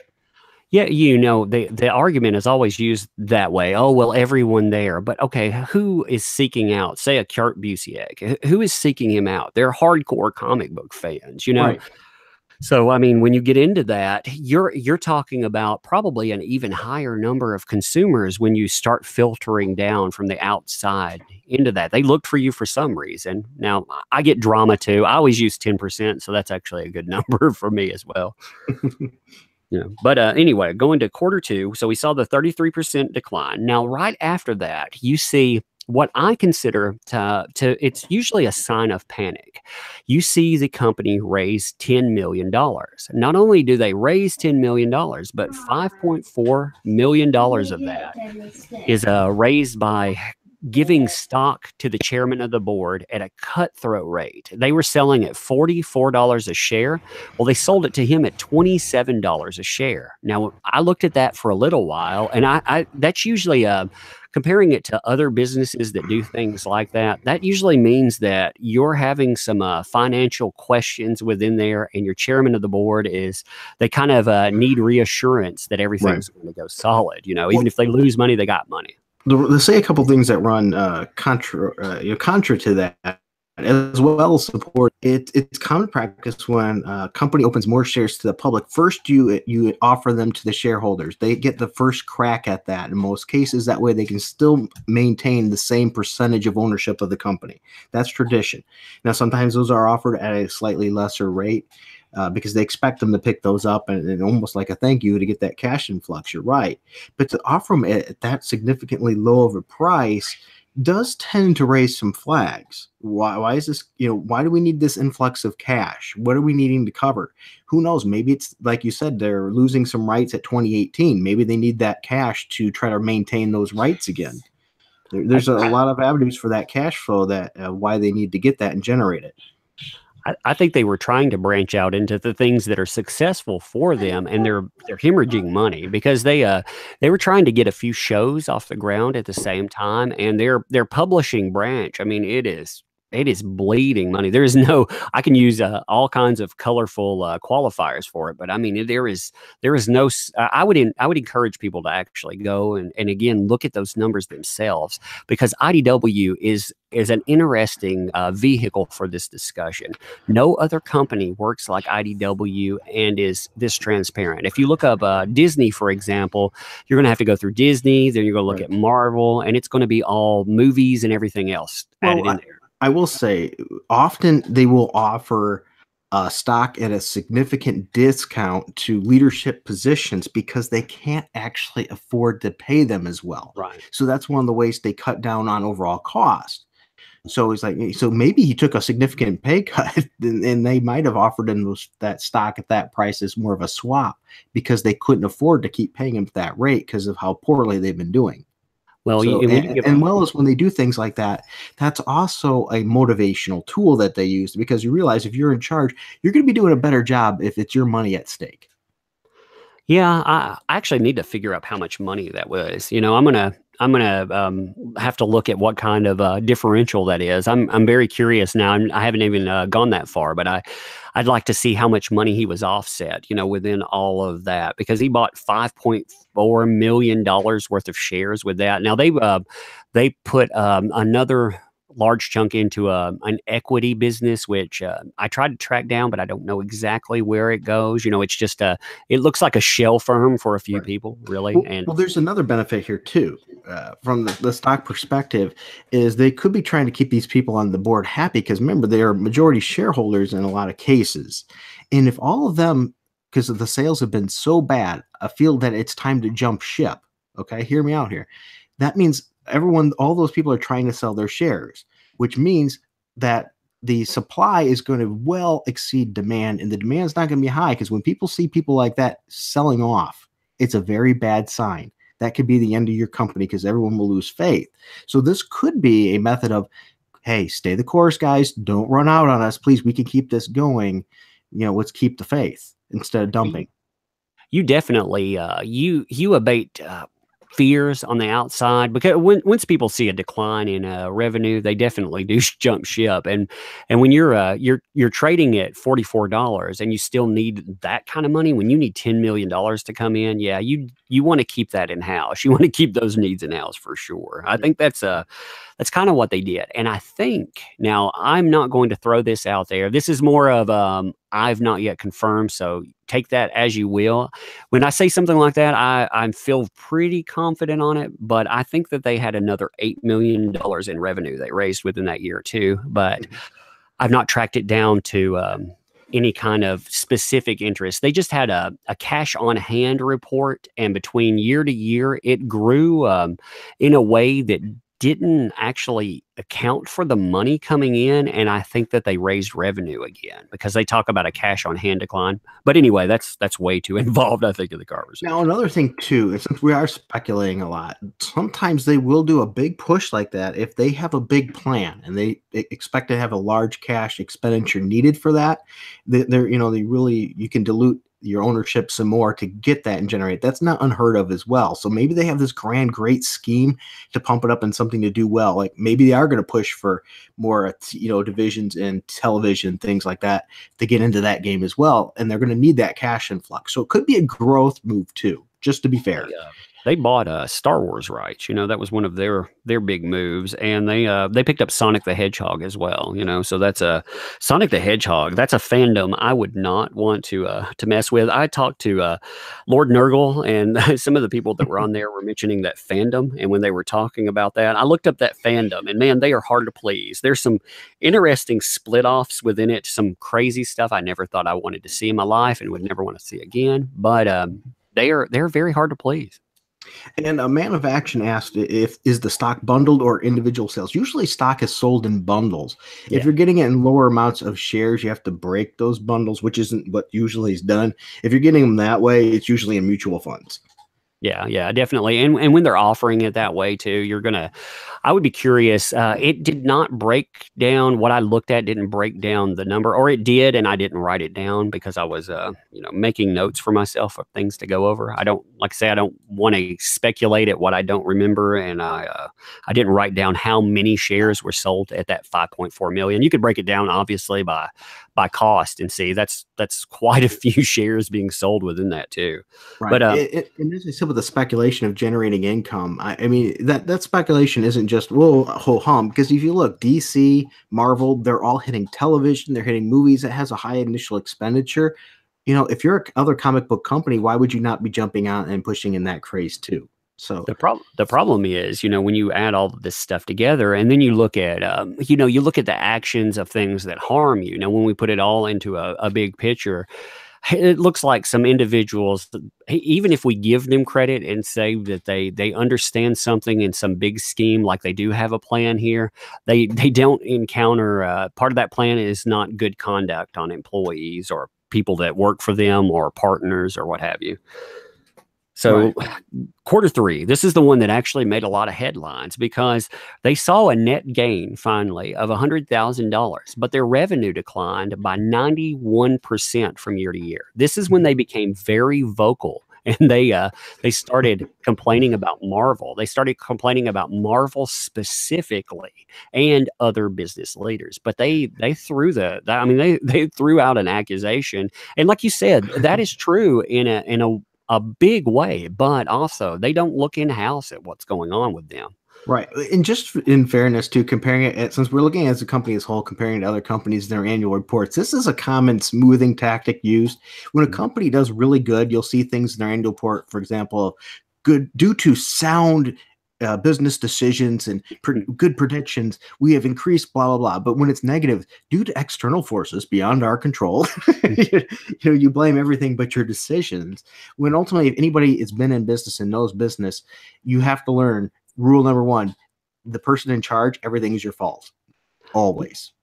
Yeah, I was talking about Pullbox, that new program that's coming up from Diamond, and that was one thing. Actually, we'll talk about that in a minute. But I was saying how that could actually influence some things. I think I'll tack that on. Actually, that would probably get off topic. But Quarter 4. So we finally get to Quarter 4 here. They see a net revenue increase of $700,000. So they're seeing an increase finally. Now, when you're looking at year to year, they made $2 million the year before. So you see quite a bit of decline there still, but they finally made some money. Still, when you look at all of that together, and even with their jumbled mathematics of different things coming together, because you know in all of this, as you know, when you're looking at it, even if you look at different quarters, when you get to what they consider net income versus net loss, there's more to it than that. So their net. Oh, go ahead. And that's pretty staggering differences too, because what a lot of people don't realize is companies will do some smoothing of those quarters where they're allowed to report and spread those incomes and those gains over other quarters to help reduce the impact of a loss for taxation purposes. So to have it still that wide, that indicates a lot of unstable, issues in the company. Definitely. They looked at $3.7 million in earning from 2016. And then in 2017, they netted a loss of $800,000. So between years, you're talking about a downturn of $4.5 million. Now that, as a company, a lot of companies could not live through something like that. No, that's bad news. They also saw their market share decrease. I was looking now again. I mean, we've talked about, everybody, I think, in the comic book discussion has talked about Comicron and the good points versus the bad points. When you discuss it, you only have limited information. But within the direct market sales, they actually saw their sales portion go down by I think it's 1.36%, but it may only be 1.3. But still, they actually lost part of the market as well. And when you look at that loss within the market, you're talking about you're talking about $11 million downturn. So, I mean, not like one of the reasons they try to use as a reason for less income and the drop is increased production cost. I'm sorry, your increased production cost cannot possibly be that much. Exactly. It's not. They said we actually had unexpected success on this one title, and unexpected success there cost us more money, so that's why we had a loss. And I thought, what? That doesn't even make sense to me. Your print cost would increase, but you should make more profit if your business is still be your print cost should not cost more than the money you're bringing in. If you do, then you have a very unsound decision making on how you print comic books. That would even go to other problems there. Yeah, what business? I mean, granted, there is the possibility, and this is mathematically true. You can increase production so much your cost actually do increase per unit, but that's only when due to your production facility can't keep up with the production amount or if, and it could be both, you run out of materials and the materials come more expensive. And both are not the case here. Clearly. Right. Exactly. You're not going to have from year to year. You're not going to have that kind of issue either. You may have some cost fluctuation. You may have some added issues, but when you see losses within their company too, there are certain portions they could not camouflage. There were some you could see them kind of brush over, but they would say, this portion of the company it maintains whatever in its costs, but it still lost money. So it's kind of funny to go through the IDW publication portion and see those things. Yeah. But based on the reading too, I do tend to think a lot of that is due to they're pushing a lot more for the television market and things like that. So I would not be surprised if with the Netflix and Hulu and more moving into that direction, because clearly their print publications is not making them much. Right. Yeah, I mean they're definitely that is I think a lot of companies have gone into this mindset that, number one, print is not going to make us money, therefore, which I've never understood, because we watched comic book direct sales go up for 4 years as far as a market. You have more units being sold. So I realized that print is on the decline, but comics are a different beast altogether. They're not. Yeah. They're not books. We're talking about just a different thing. Now, I think the Sitterson stuff in this is interesting. Some of these things I can pull up via article. Some of these things I've had help fill in the blanks. I want to throw this out there too. If we do actually have somebody that is insider that knows about IDW, you can talk to a few. You can definitely talk to me in private, and I will never ever burn you on that stuff. Not only that, but I need to know some stuff on Tess Fowler. So if it's just for my own personal, my mind, I'm very OCD about things, literally. So I need to know. So if you could tell me, that would be awesome. Well, I'm the same way. I want to have the numbers and things, because otherwise, if you're just spouting out things without the numbers, really, what are you doing? you know, Right. and that's what I find the most fascinating. But with some of the interactions I've had in disagreements with people in the industry, they act like, "Oh, you don't know this." And it's like, yes, I do actually. I know how this works. You know, I'm a professional and that have dealt with this. I've been published and things like that. I have I have knowledge on this. I've been in the industry a little bit and things in other ways and shapes and forms. I'm not completely ignorant. I'm not going to claim I know every in and out. I don't have all the numbers because we're not in the company and they don't legally have to show everything. They have to paint if they're publicly traded with a broad stroke. We don't see all the little intricate things, but the broad strokes are there to tell you enough legally to tell you how that company's doing due to efficient market hypothesis. Somebody can answer a lot of internal questions. Like on a Marvel level, I thought Spike, when he was talking about things, he has some issues. I'm definitely, have you ever done a live stream with Spike I Valentine? have. Spike is awesome. Yeah, and man, you need to. He was telling he's got some stories about Gail Simone too, and we got to get those out of him for sure. But he had some stuff he could probably add with insight into Marvel. I've been looking at that. I've been looking at reviews from Glassdoor. Oh my man, these things, all these little pieces. When you put them all together, you see this company. You're painting an accurate picture. Right, But and I've done the same. I've looked at Glassdoor. Matter of fact, you might have seen. I did a video recently on their interns, what they expect from their interns. And talked about how it's different than what they expect from their regular staff. But I've looked there, and once again, I'm not stalking people. Please understand that. When that whole Heather Antos thing came about and stuff, I looked her up on LinkedIn. I checked what she had there because I don't want to just jump on a bandwagon and say this person's not qualified. So I looked to see if they were qualified, and we can do that. That's public information. And I'm not digging. I'm not going to ever stalk those people. I was just wanting to see if they were qualified because I don't want to jump on a bandwagon and come off like a douche, Right.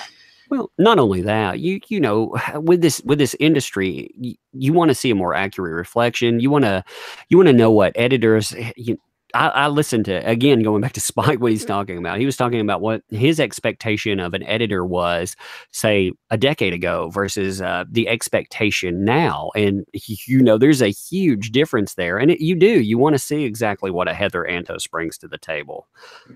Right. You would source anything else. You would, if an article claimed that so and so happened, it was see other article. I always click on see other article. That's just part of the process. Right. Now, just for the record, if that person was going under a pen name or something, I'm not going to try to dig up who their real name is because they were using a pen name for a reason, just like a lot of other writers and things have done in the past. That's one of the reasons I don't have a problem with anonymity, the word I'm trying to say online, with people being anonymous. It's because there's reasons for that. For some people, things can be very damaging by having an opinion to your career. And, the average Joe can't afford to lose their job because they want to share a viewpoint.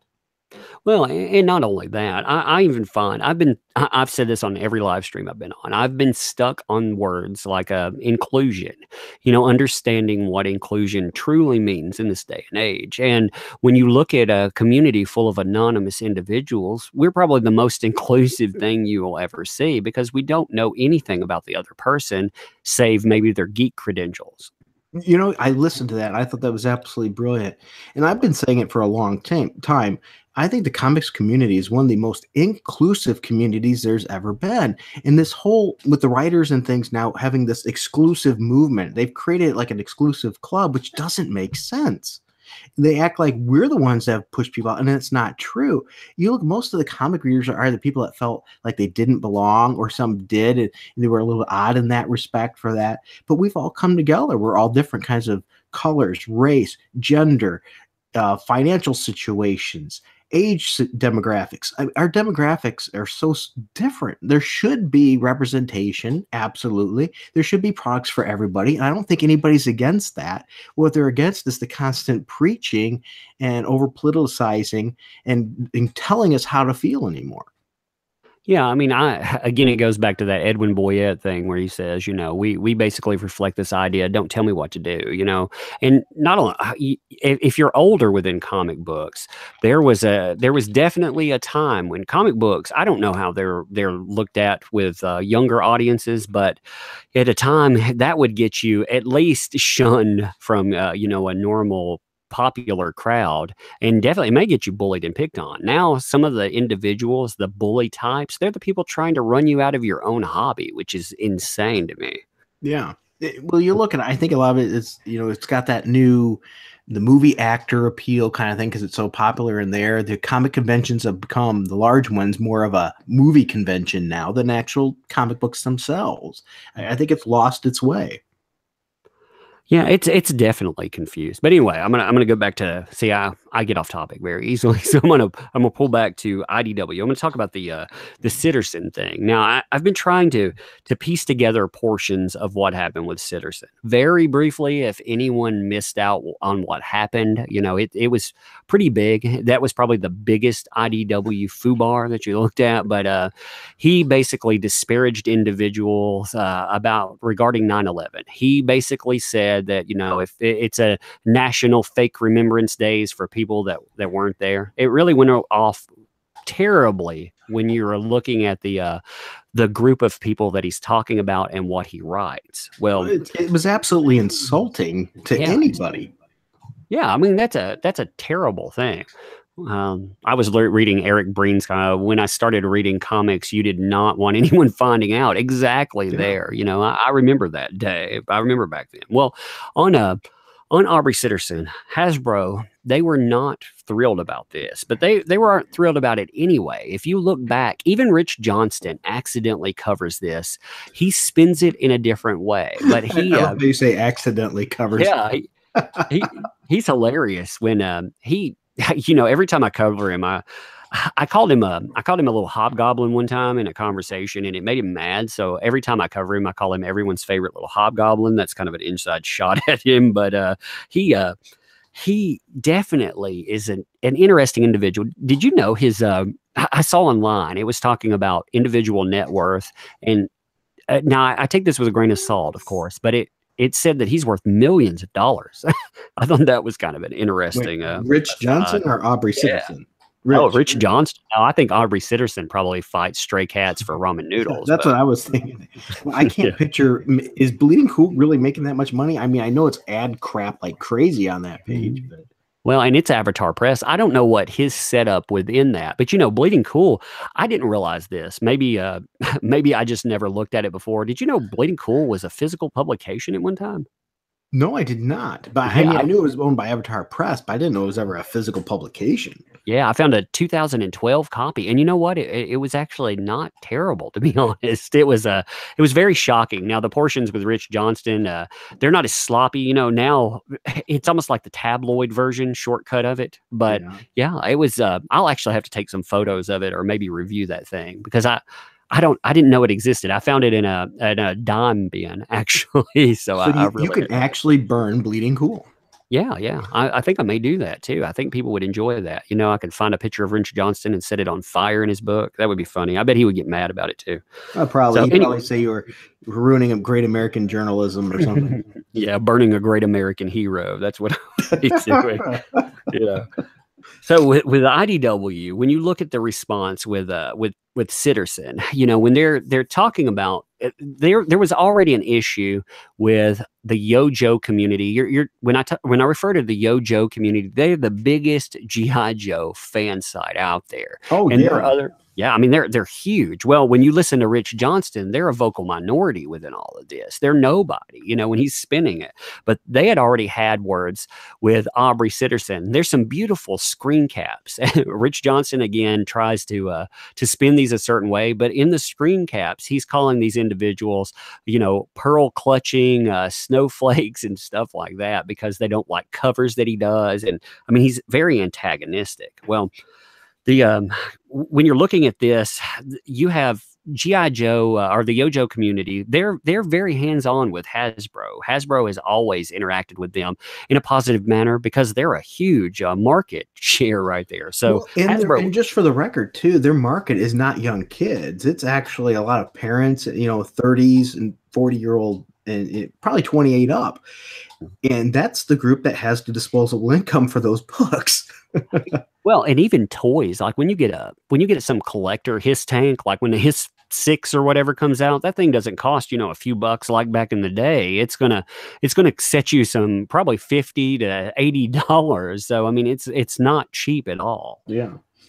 Well, Hasbro anyway was understandably angry, and they wanted to approach Sitterson as kind of a persona non grata, but IDW, they didn't want to do anything in it. They basically told Sitterson, he said this himself in tweets. He said that IDW told me to sit quietly and let this die down, not to have anything happen. Well, within that, he didn't do that. He actually went to Bleeding Cool, going against what he had been directly told by IDW because of Hasbro, because they voiced their concern here, and he had Bleeding Cool do a hit piece on the community for I think it was a pretty solid article. I mean, it was pretty long. And when I say solid, I don't mean good. I mean, it was pretty solid as in a lengthy one, and the spin on it was insane. I'm going to do a video on that. That's going to be one of my next videos within a week. I have been doing some research on him because I wanted to see the impact that he's had, as well as how all this has impacted the rest of his stuff. So we could see negative social behavior and impacts on a career. And like you said, it absolutely was, bad. They told him to shut his mouth pretty much. And as you said, he did the opposite of that. And then he turns around and blames everybody else for getting him fired. Well, exactly. Hello, it was you, buddy. You said it initially. You didn't keep your mouth shut like your company told you, because they were probably going to keep you and hope it would blow over. But you had to open your mouth anyway and did it yourself even worse. Yeah, before that time, before the hit piece, the Yojo community had said they were going to boycott. But when this hit piece came out, you see the resolve not only within those people, but other people latch on too. You see the comic community at large. If people didn't know about that, they definitely knew about it now. And I love the spin to it because it makes it sound like all of those trolls, they jumped on it. Well, Bleeding Cool's the one who brought it out there to the comics community. It wasn't us. We weren't bringing it out, or I say us. It wasn't like a Diversity Comics or yourself. They showcased it to everyone else. So Right. Hasbro has a meeting with the IDW, and they say, we need to do something about this mess. They want a stern warning or possibly a firing. In that, somebody has ordered the killing of the Scarlet Strike Force. It took me a minute to remember it, for low sales and because of this. Now, Hasbro actually I don't think they wanted to do that, and I don't think IDW wanted to do it either, but the blowback that this continued to have, they knew that not only sales, but the way that this would be treated, that it was definitely not going to go anywhere. So they killed that. Now, Sitterson, within that, he was banned from interviews as well, because I do not think they were going to fire him at the time. I don't think they were going to do anything but maybe censure him and probably give him a very stern warning. He disobeys. He goes back to Bleeding Cool again. And then when he does that, I think he hit the IDW crap list, and that got him fired. In researching him some too, he does that podcast and all. He's, I guess, big in the wrestling and everything. And he's such an ideologue. He won't cover, I guess, the WWE anymore because I guess Vince McMahon and other big people in the organization of owning WWE tend to be conservative, from as what I'm guessing. So he won't even cover that. So he's cutting his own leg off because of that too. It's ridiculous. Man of Action said, it was his fault. He fired him. Good job there, by the way. You fired him. Great job there. Yeah. I like Man of Action is actually to give props on something we talked about. Contacting Hasbro, that was him. He spawned it. I give him props in the video, but he is actually the first person. He contacted I think the toy complaint line, which will get you in. So he gave us the in for that stuff. And then when I was exploring it, I thought, we could contact that way. This is a good number, but let's contact the corporate complaint line. Maybe that'll be a good way in too. I Well, love how the community interacts with that stuff. well, thank you, Man of Action. Also, Man of Action, when he says he fired him with his dollars. That guy puts a lot of dollars into comic books. And if you can't call him a good customer and you want to backtalk him, you are cutting your own leg off there too. I mean, he's a buyer. Exactly. I mean, that's at the end of the day, that's all this boils down to. If we're going to call anything else, we're talking about cutting your legs off for customers. So It, here's a thing with the, wait, while we're talking about sorry. G.I. Joe, though, one other thing with Hasbro too. They have Transformers. They've been able to revitalize that property and make mega bucks off of it. They want to do that with G.I. Joe. That's what they've tried with the movies. They haven't had as much luck, but that's a franchise with legs that they want to really see go. And this is just kneecapping them consistently. Well, with Transformers, there's actually something interesting there that tells you that something is changing in it. Hasbro, again, they have the master license that comes up in 2018. Now with Transformers, they had always said that Unicron would never be in the comic books. If anybody doesn't read Transformers Unicron, you should also watch the animated movie back when. If you want to see Transformers die and some terrible things happen, that movie was awesome. I remember watching this. Awesome. It had profanity in one part too. I was shocked by, But anyway, crap, I forgot his name. Yeah, he couldn't get the Matrix to open or whatever. And I was surprised. They went with a PG-13 because of that, if I'm not mistaken. Maybe I'm wrong about that. I don't remember. But anyway, they bring in Unicron, and you have to ask why they would bring in Unicron when they didn't for all this time. I figure like the unnamed source I'm talking with here, they say that perhaps it's one of two things. They don't really add a perhaps. They give you a one or two caveat with this conversation. They said that either Hasbro gave them one more chance or that they know it's gone, one or the other, But when you look at this, you have something they've said forever. We are not going to resort to this thing within there. We will never go to this. And then they do it. That reeks of desperation. Mm-hmm. Yeah, you got a good point when they start going off on what they claim to do. By the way, somebody told us it was Ultra Magnus that couldn't open that. So thank you. Thank you. Drew. And I liked Hot Rod, by the way. Chris, yeah, thanks for that. Yeah, actually, I liked, it's bad. I liked Prowl back then, and Prowl dies within the first 5 minutes of it. He was the police car, and he's flying a shuttle. The Decepticons come in and they kill him right off the bat. Yeah, Ironhide. Well, that was a shift. They were trying to, pump in some new toys, and because they figured pretty much everybody had those toys already. So it was time to do another shift. Matter of fact, the last couple episodes of Transformers, if you've never seen them or you don't remember, go back and watch them. It is loaded with Transformers because they were told that they wanted to get out all these toys in there. So they had to really sacrifice the story because they had to show all those toys, all those characters to help sell those toys.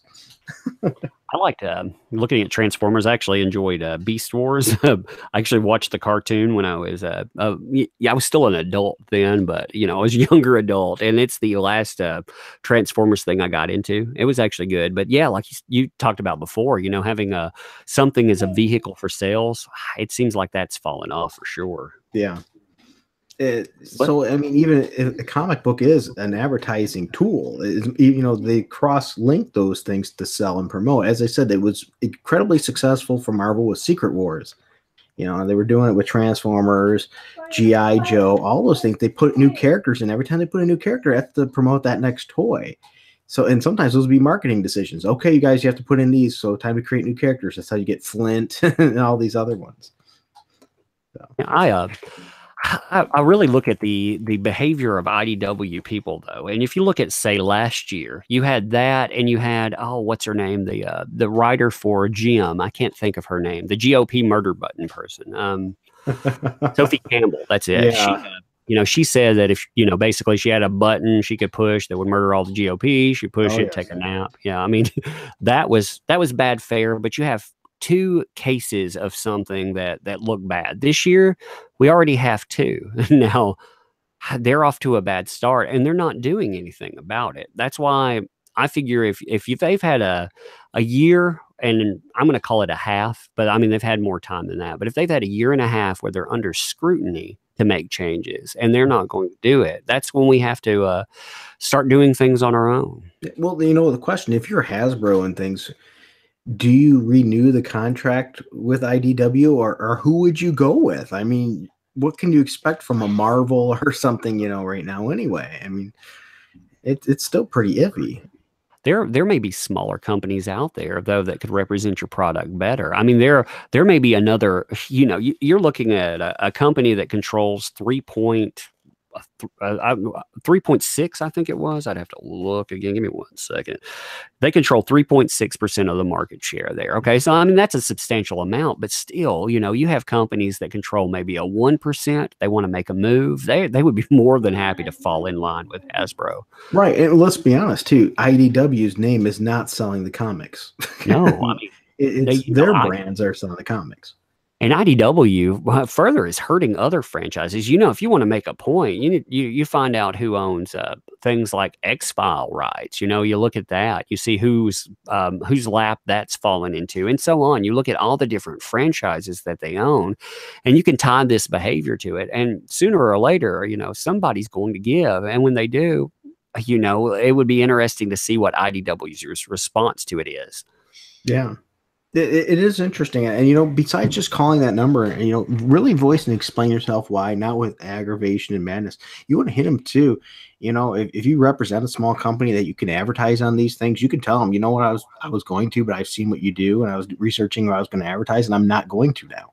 I actually did that. That's one of the things I did do with CBR. I was looking for some additional advertising outlets and I seen that and I was like, and I was treated absolutely terrible, by the way, through them too. And I told them, up flat out right. I said, I was considering using this as one of my advertising outlets, but there is no way I can do that. Right. Not a chance. That's the thing about now. I wonder, asking the question on we've talked about what people can do to cause this. What do you think the response is going to be from individuals or companies when we start doing this? I figure the company, they may stay on the sideline, but what do you think these crazy SJWs are going to do? The SJWs are always going to bark loud, but can they really do much of anything? Because remember, they depend on the very thing they're against to have their outlet. So either they're going to put themselves right out of business and keep on shouting, or they're going to fall in line. Usually when a company makes a spectacle out of a couple people and starts chopping heads, and what I mean by letting people go, people tend to fall in line real quick. Oh, they just let Joe go. Did you hear about that? Let Joe go because you made this. Oh, maybe I better think twice before I put this out here now. Have you seen Sitterson lately, by the way? Have you ran into him lately online? No, I have not. I've been away a lot lately due to lots of work.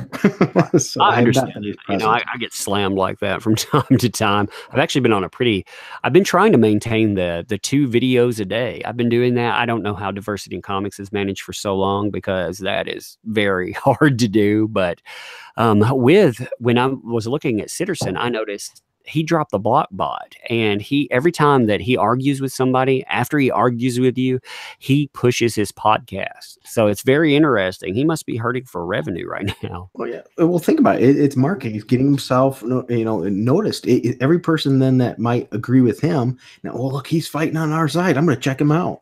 It's stupid to be blocking people like that unless they're really physically threatening you and scaring you. You can mute. You don't have to block them. Or even just, respect their opinion and say, I disagree. How hard is that? Yeah, I don't know. These people confuse me, though. When I look at that, maybe it's because I cannot imagine. First of all, I can't imagine approaching human beings on the level that they do. I at least have some decorum. I'm not going to say that I don't want to get into the spiel about morality or anything, but decorum, that's a big thing. If you want people to respect your voice, that you try to respect their voice, unless they sound crazy. It's kind of hard to sometimes, but beyond that, I don't understand them as professionals. Well, is it really anything to your fellow man? I mean, is that how to treat anybody? I mean, from a professional standpoint, absolutely not. But do you want to be treated that way? I'm sorry. I don't want people telling me where to put my own stuff and stick it in myself and everything else. And I'm not going to ask that of somebody else. I'm sorry. We can disagree with something. I don't have to hate you. Why does it have to get to that point of hating each other because we have a disagreement on a topic when there's probably a bunch of other topics we can agree with? or just realize that we both actually care for humans. Just we have different ways of getting about to certain ways and getting things done. Just like with politics. And once again, I'm not trying to get in a political thing, but just hear me out here. The left and right, believe it or not, in general, want the same outcome. They just have incredibly different ways of getting there.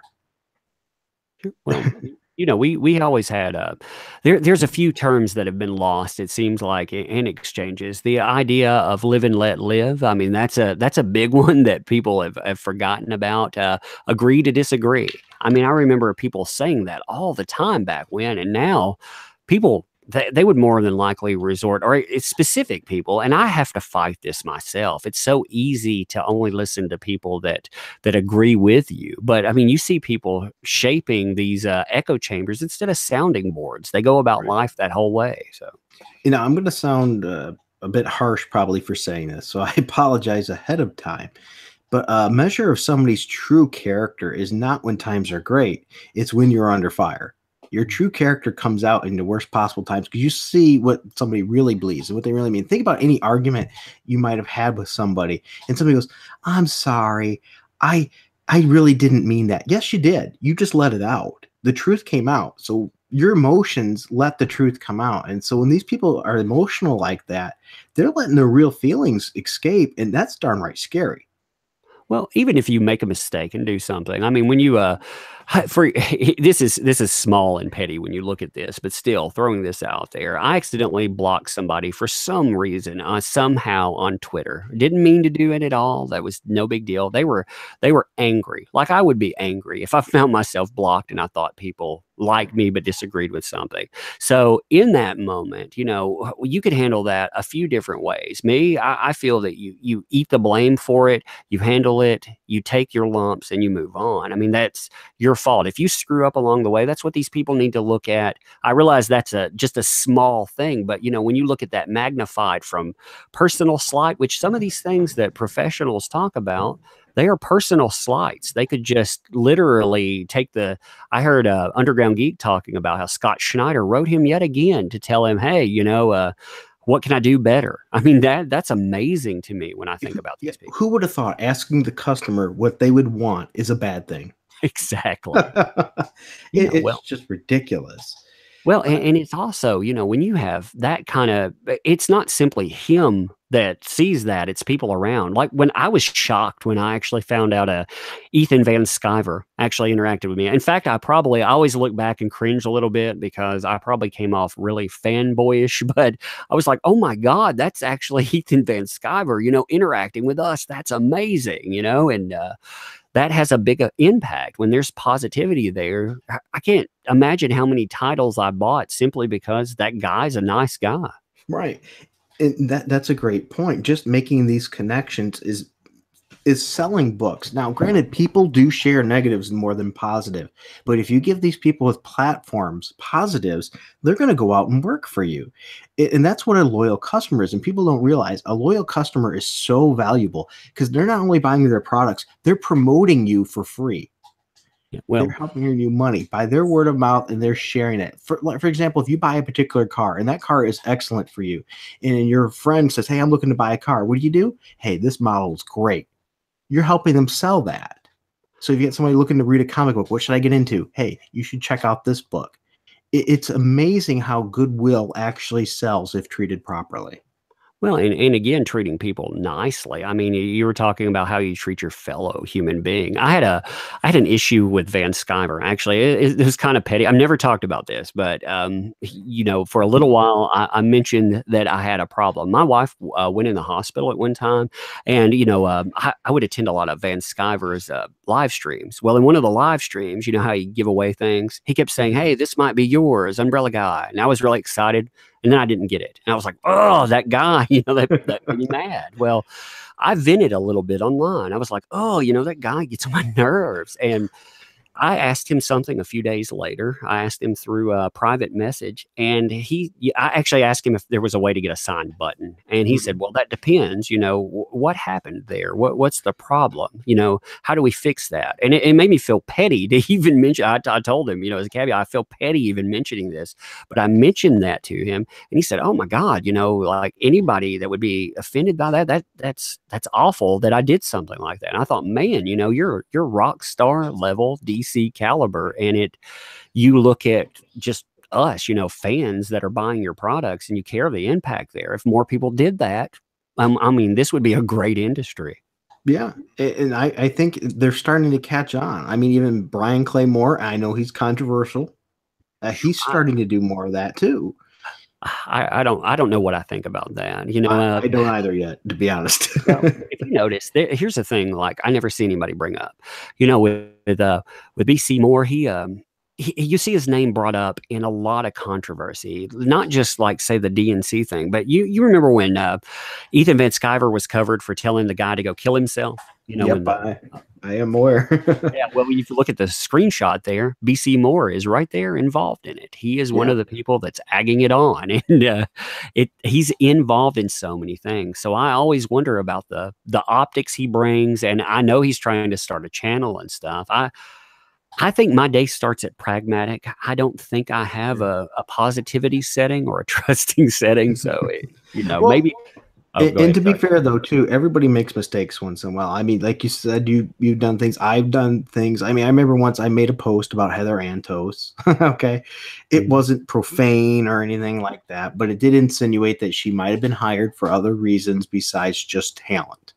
And an artist was like, hey, do you really want to do that? And he said, you know what? He's right. I told him that. I said, it probably wasn't the best tweet, and I don't feel it was responsible of me.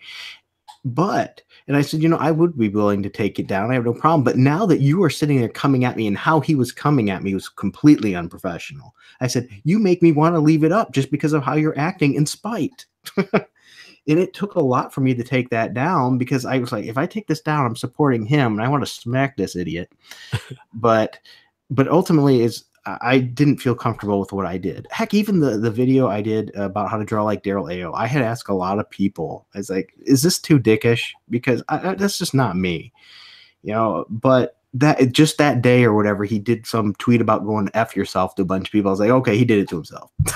So we had a person that went through, actually used their metrics. You were talking about like word comparison, like Comic Chemist. Comic Chemist is awesome too. I wish he could put out a video every day, man. He deserves so many subs with what he does. But I agree. But somebody put out a word comparison, how many times that Daryl Ayo used certain words. Like, he used Ethan Van Sciver, and on the same day he used racist and whatever. And man, when you look at those in conjunction, it really paints an interesting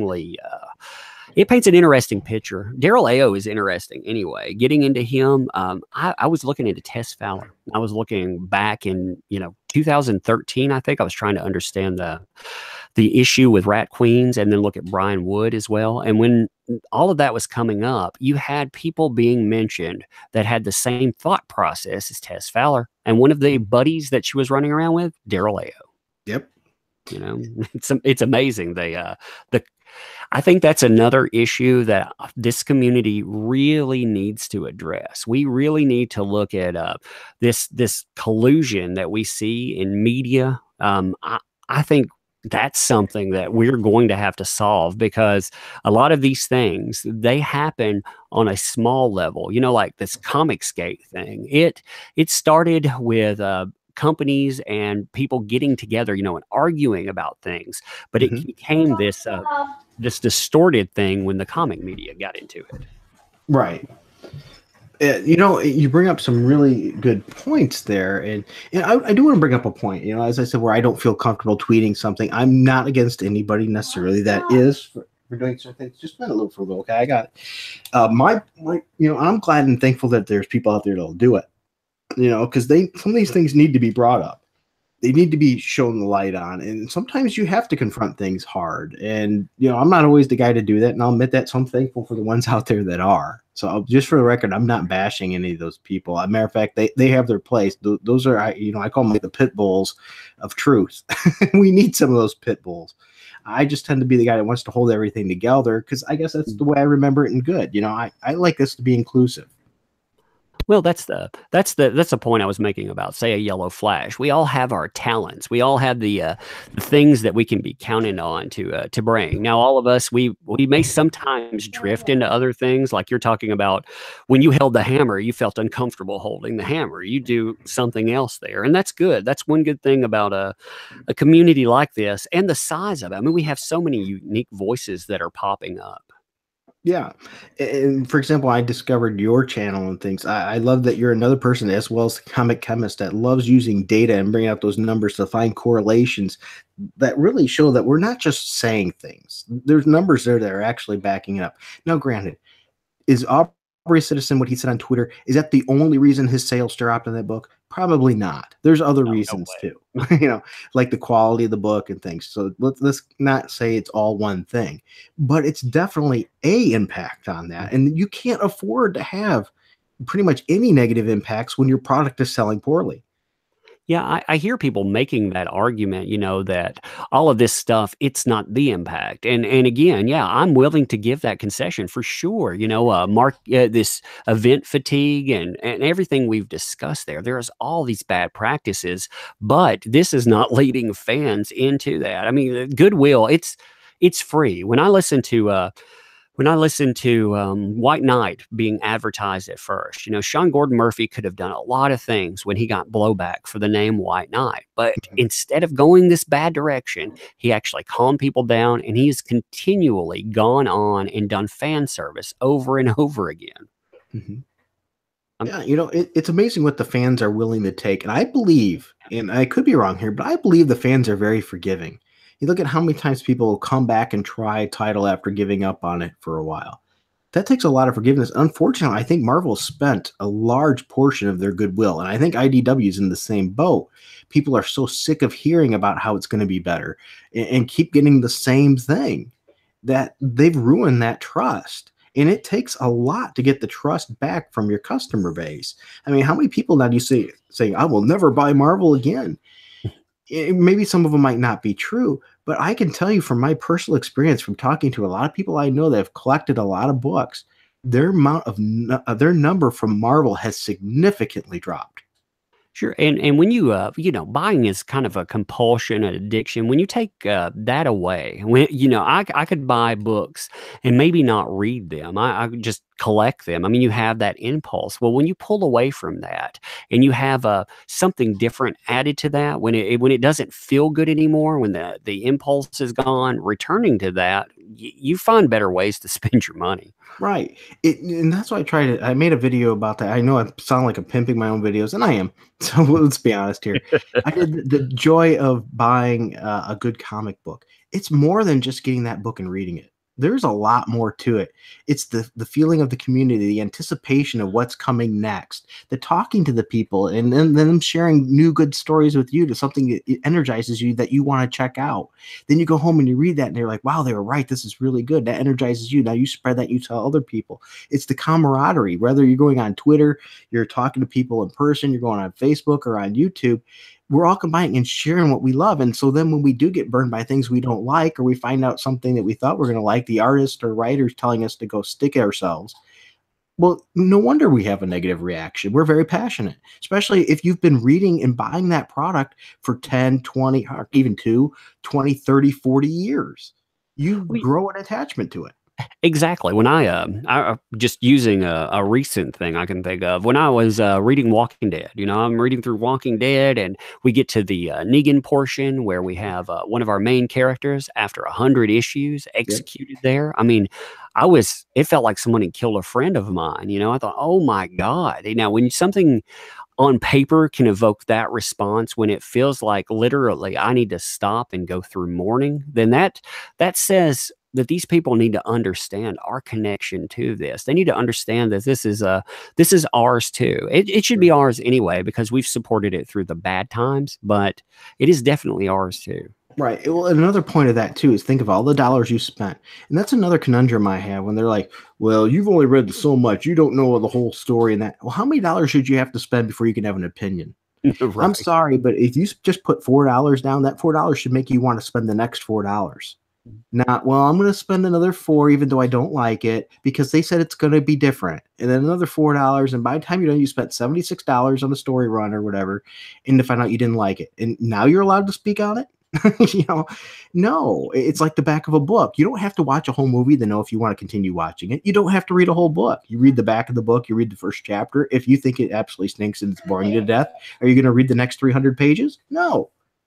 Well, even when people want to buy, okay, say somebody doesn't want to stop. Unfortunately, the reality in this day and age is that people could very well stop buying and go download them. They could go find a place that would illicitly give them that. They don't have to support an industry. So the people that are supporting that industry, you don't want to turn that off in them. You don't want them to say, I don't want to give up, and yet I'm going to go this way, or they walk away. But, a lot of times people don't walk away. They just stop paying for books in this day and age. Yeah.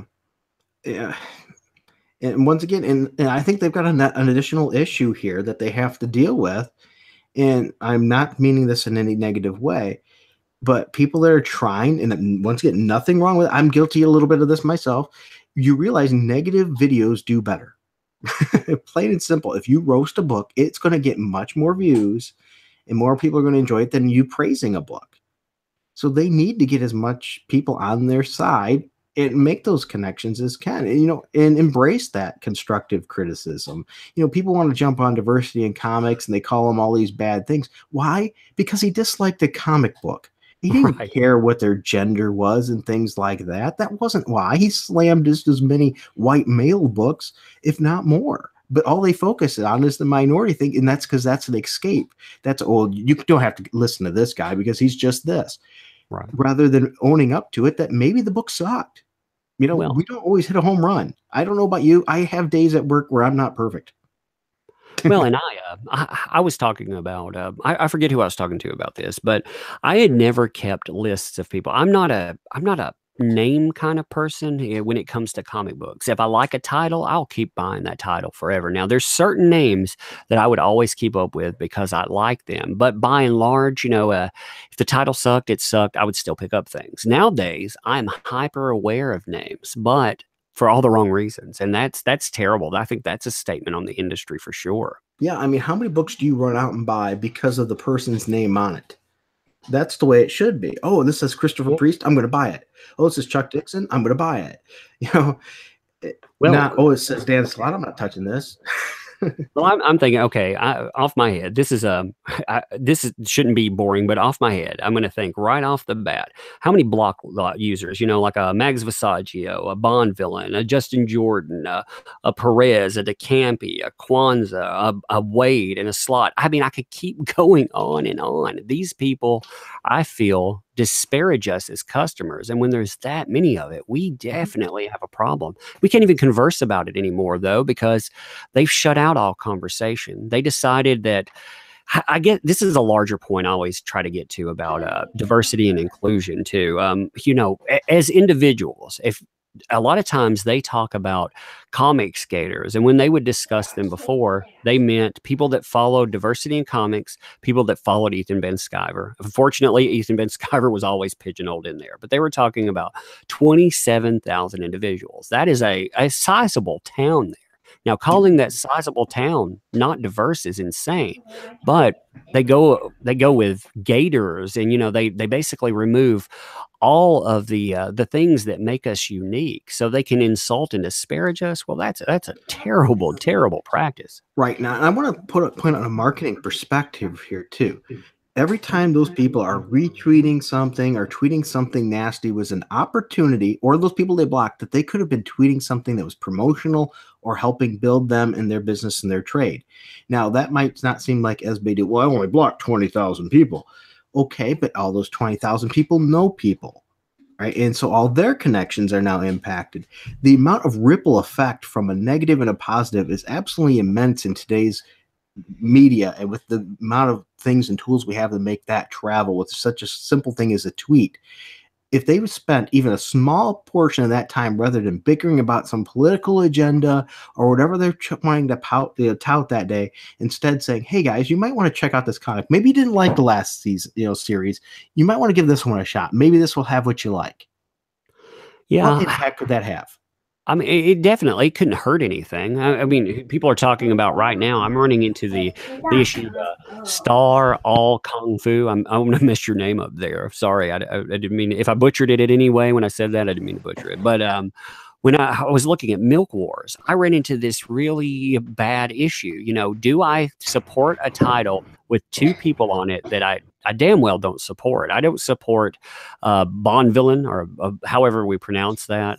I don't mean to butcher that name either. It just literally reads like Bond Villain to me. That's how my mind processes it. And you did originally address in the video that you're bad with names too. So yeah, I just I don't mean to, it would be just like if I called someone that wants to identify as whatever, if I called them by the other side. I don't intentionally do that because it's not part of the conversation. How I personally feel about an issue, that's neither here nor there. It just doesn't get me. That's the same thing we were talking about with decorum. That should not be the issue. So I don't mean to intentionally butcher a name. But when we look at Milk Wars, you have these two people that are added to titles that I have to ask myself. They play a small part in that title. And yet when I see their names, my automatic reflex is not to pick that up. Now, I know DC is not handling that. So what do I do about that? Exactly. And that's why I'm saying every opportunity they have, they can build back goodwill. It's not going to be instantaneous, especially if you told people to F off and all kinds of other absolutely horrid things. But, people can be forgiving. If you spend the next 6 months, being kind to people, they can turn the other cheek. Okay, maybe he had an off day. Because let's be honest, we've all had that off day, right? Maybe you're driving down the road, somebody cuts you off, and it's the third person that cut you off that day, and that's the time you steam and drop a F-bomb at him or a middle finger or something like that. Sure. Could that have been the case? Sure. Do people have to own up their actions? Absolutely. They could actually apologize, heaven forbid. Well, the thing with the Visaggio, Ethan Van Sciver brought up the fact that, they're trying to be better. They're trying to do that. And people said, Visaggio's comments about hitting people in the mouth with a baseball bat, that was meant in a certain way. Okay, well, even if I accept that notion, at the end of the day, I'm still on a block bot. I can't, as a consumer, advocate, because the way I take block bots, I've been very vocal about that. I take that as calling me a racist or sexist or whatever by proxy. So anyone who block bots me, they're calling me that thing because someone else called me that. So I can't see the apology, and I'm being block-botted, so I'm insulted. So aren't we still at ground zero with that? I see it. The way I see it, too, is when they block you, it means you are no longer worthy to even talk to. That's their way of, once again, dehumanizing people. When they call you Nazi and things, it's an actual tactic. They dehumanize people because then you can be as vile as you want to that person, and it's okay. It's a self-fulfilling prophecy. I can call you anything I want because you are less than human, and I can block you because you're not even worth hearing. Now think about that. What is the problem there? You will never get over differences. You'll never get past issues and never have growth if you're not willing to at least listen to somebody and even think and give them the amount of respect of, hey, you're a human. I'll give you that. They won't do it. Yeah, I mean, it's very difficult situation, especially when you see people being added all the time. And I constantly hear people bring up the fact that I don't even understand what went on here. I felt like that at first. Like I say, I went into Twitter. I joined Twitter. This is the story behind that too, is I joined Twitter to see what was going on. But I also wanted Diversity in Comics to clarify something. He had gotten this terrible rap for what kind of person he is. And he made a statement that could very well have been determined to be sexist. He made an all-inclusive statement, and I wanted to know about that. So I wanted to ask him. And when I joined second day, because I followed him and I followed other people as well watching this stuff, boom, I got put on a block bot for it. Right. But see what you just brought up there is you had an issue. You had the channel to communicate with that person. and you got a realization from it. But when you were blocked, you can't do that. So now what you've done is you've done the exact opposite of de-escalation. You've escalated it. It's just like when you're having a discussion with somebody and they're getting mad. The first thing they want is really they want to vent. They want to get that out. And you just said, nope, I'm not going to listen to you. And you turned your back on them. And if you've ever turned your back on somebody who was mad and venting, you know what happens next. It just gets worse. And that's what they've done. Yeah, I think when you say that there is a problem out there, if people want to discuss and fix a problem, then they'll discuss and fix a problem. Otherwise, they just lead everyone else back to the same side. They're basically saying that those individuals over there are right because these individuals over here, they castigated you, they disparaged you, and not only that. I mean, you look at things like the DeCampi, the post on blockbotting. That was probably one of the most offensive things I've seen come out of their camp in a while. You know, when they were talking about blackface trolls. You know, hey, if you say that I'm a person of color or I'm queer or Latino, nope, you're not. You're not if you say that. Blockbotted. Or hey, because I buy comic books and I think that you're racist about white people, I could either be a concern troll because I buy the product, or I could be the you're racist troll. I mean, when you look at this stuff, it's crazy. I've seen the same thing with gender. Another person on Twitter and things was told that she couldn't possibly be a woman because of her views. Yeah. HP does that all the time. I mean, when you HP collages, I try to give people names just because if I know they have channels and stuff, I try to shout them out if I can think of them. Oh yeah, I do that too. Remember, the person was Piper or something. She does the harem streams as well. Yeah, and she knows her stuff, and she's a definite part of the market, and she has a voice. And you just said she's not even a woman. Mm-hmm. I mean, what ridiculous! Because you can't shield for them. They won't let you be their shield and use you as a promotional tool to pat themselves on the back. It's ridiculous. I've seen that with quite a few people, though. That's part of the arguing process for all of this, though. You can't be like them, because if you're like them, then that really removes their argument. I see that all the time, especially you see it on a larger political forum. They like to say, well, 70% of this demographic voted this way, therefore, and it's like, yeah, but there's another 30% of that demographic that didn't. So obviously you're not talking about all of them. Right. And that's one of the reasons I think Just Some Guy is so effective. He's like, you can't use that against me, and things like that. And he's very vocal about that. And Weaponized Nerd Rage has done that not too long ago, where, certain things he said about himself too, that breaks the stereotypes and things like that. And it's starting to, excuse me, it's showing that, hey, we're not just a bunch of white males, age, whatever, complaining our books aren't what they used to be. No, it's a diverse set of people with diverse set of opinions that tend to have some similarities in what we like. I think one thing that we need to take away from that conversation is, okay, I could argue in the process that I might be something else. But at the end of the day, if you look at me, I'm a white male. Now, within that's a problem when we get down to that, because I have an opinion. You're going to take away all the diversity of thought, the diversity of action, everything within my upbringing and whatnot, because I'm a certain shade and I'm a certain gender. Well, that's that thing that if you need a formulary to discuss why you're not a sexist or a racist, you probably are both. Exactly. And I always hate that kind of thing. Well, you're white male, so you've been privileged. And I was like, are you freaking kidding me? I grew up poor as can be. I've told people this. I've said it on a stream before. I had my little brother, myself, my mother, and my grandparents all living in a 1-bedroom apartment. We had 2 beds. I mean, you do the math. I was delivering 400 newspapers a day to help so we could have food. And I'm not saying there's oh pity me. I take that as a learning experience, but you don't call that white privilege on me. I'm sorry. It didn't exist. I worked hard. I worked full time, 70-something hours a week, putting myself through school, and there's a lot of people I'm sure have done even better. Yeah. When I was growing up, I was so poor that I would spear cockroaches no, that's terrible. I shouldn't say that.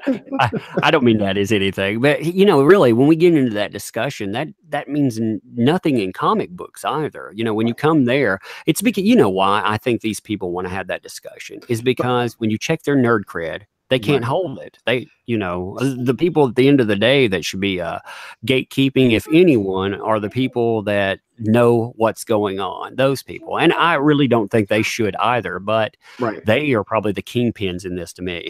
Now, I do want to bring up a point, though. Just for the record, that shouldn't go in the opposite either. My opinion shouldn't matter necessarily some more on a topic than somebody else that has been silver spooned and had a great life. No, we both just have different perspectives and different opinions. So one does not trump the other one, no matter what the situation is. No, You know, well, you get into that whole intersectionality thing. I did a lot of to look at the idea of collectivism because I wanted to bring it to this discussion. Now, one of the things, number one, Marmaduke fan and I were discussing, along with Edwin Boyette and other people, is this idea of Comicsgate. I don't like collectivism, even in collective activism, and discussing what the point is with having that versus it not being there. Well, I read a lot of studies looking at social justice warrior dynamics and how their things fall apart under collectivism. And it's very right. interesting, with intersectionality. I mean, that stuff definitely is a power tool. That's the ultimate power tool in our discussion here because they'll outweigh all of your geek cred with whatever their oppression point is, in their formulary they set up. Right. And the ultimate point of reason some way I segued and mentioned those things is because we're running into that same fatigue in the comic books. We're running into the same kind of hero, the same constant situation. It's all this because they're all coming from the same mindset. And that's actually hurting the product that way too. If we want more diverse stories, more interesting takes, we need different people from different mindsets. Not necessarily it has to be from different colors and things like that. It's whatever fits. Whoever's got that fresh idea, rather than hey, we both vote the same. Okay, we both hate guns, or we're both for guns. Great, you need to write. No, we have to have those ideas to have fresh and great stories. It needs to be all over the place. And that's one thing Ethan Van Sciver sticks up for is he wants diversity room for, and same as Malin, he said, he wants everyone to feel comfortable to come into this industry. And I think they're absolutely right in that respect.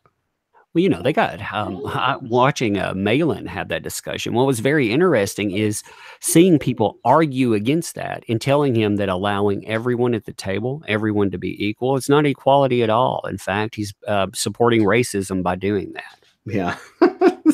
They got people that support everybody being included are completely shunned for and set it as exclusive, which will never make any sense. But once again, it goes right back to you vilify the people you don't agree with and dehumanize them so that way you can get away with it and have a conscience.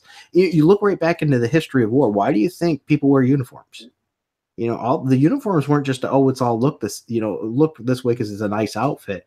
It actually has a psychological impact. It helped reduce stress and things like that. And the impact of the person that was getting shot, hurt, things won't not exactly know who did it. It helps ease your mind as well as some other things too. So it goes with that dehumanizing for personal reasons, for sanity and other reasons. So there's really a lot to that. Yeah, I saw people talking about John Malin. You see some of the. I wonder if John Malin can get another job within the industry. After everything that's gone on with him, do you think another company will pick him up?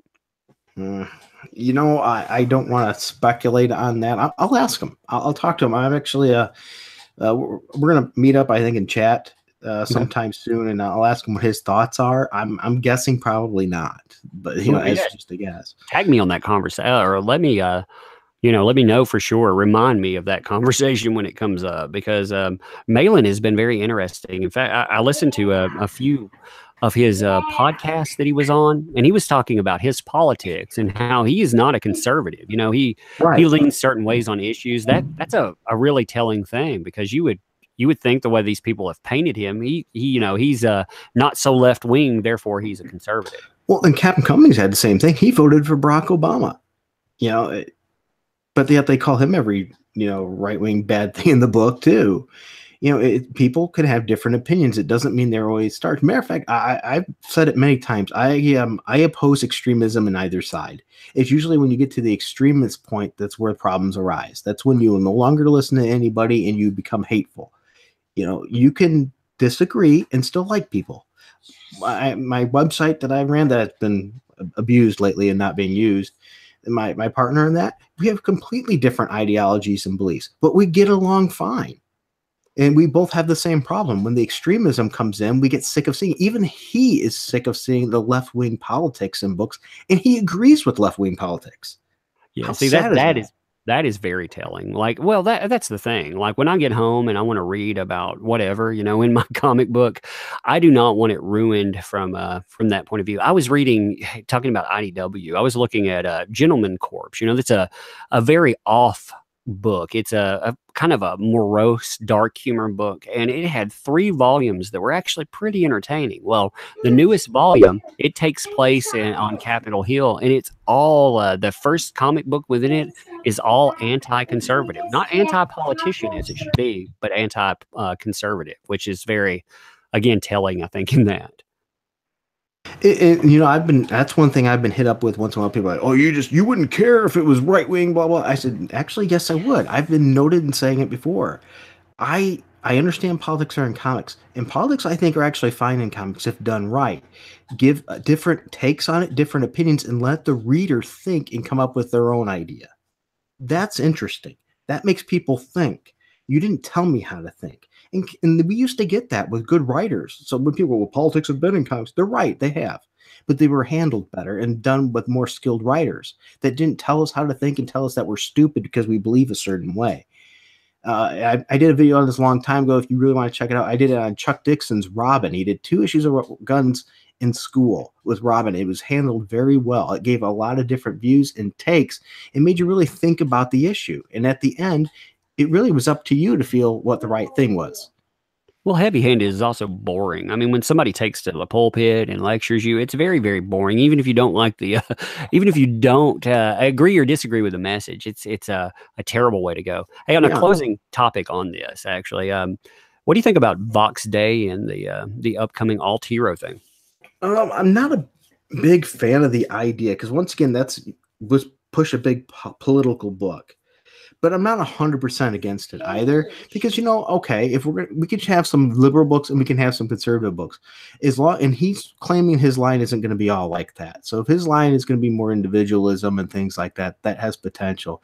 And I'm always for other businesses getting in and challenging the market anyway, because anytime a company is doing things that are adverse to what the market wants, we need market correction. So whether if I agree with Vox Day or not, which I don't agree with them on everything, it's more competition, which is better for us all, right? And hopefully, and one of the things he's doing that I do really appreciate is he's challenging the distribution model. And I think the distribution model of comic books needs a serious hit and a reevaluation. Actually, that was a topic I thought. Did you say you read about the pull box thing, the new upcoming thing from Diamond Distribution? I've only looked a little bit into it. I can't say I'm well versed enough to really speak on it. Yeah, I look at that and I think even if one thing that scares me about things like that is sooner or later somebody may figure out a better way to distribute things. And then this conversation that we're all having where we can evoke change, then it goes out the window because if someone ever creates an uptick, what you were saying about people taking credit anytime something transpires, well, that's what they're going to do. They're going to say whatever they were doing, it caused the uptick and that nothing else needs to change. I think that's why we have this urgency right now where if we're going to do something, we can sit around and we can talk about it forever, or we can, let people get tired of hearing it, or we can push forward and actually do something. Right. As I said, new avenues give new possibilities, and we have to embrace that. Nothing's going to stay the same. I mean, look, the CD is going the way of the dinosaur, right? We got stores no longer be selling DVDs, and soon probably too. It's happening. Now, this could hurt the local comic shop. The local comic shops have already been trying a lot to diversify to stay around.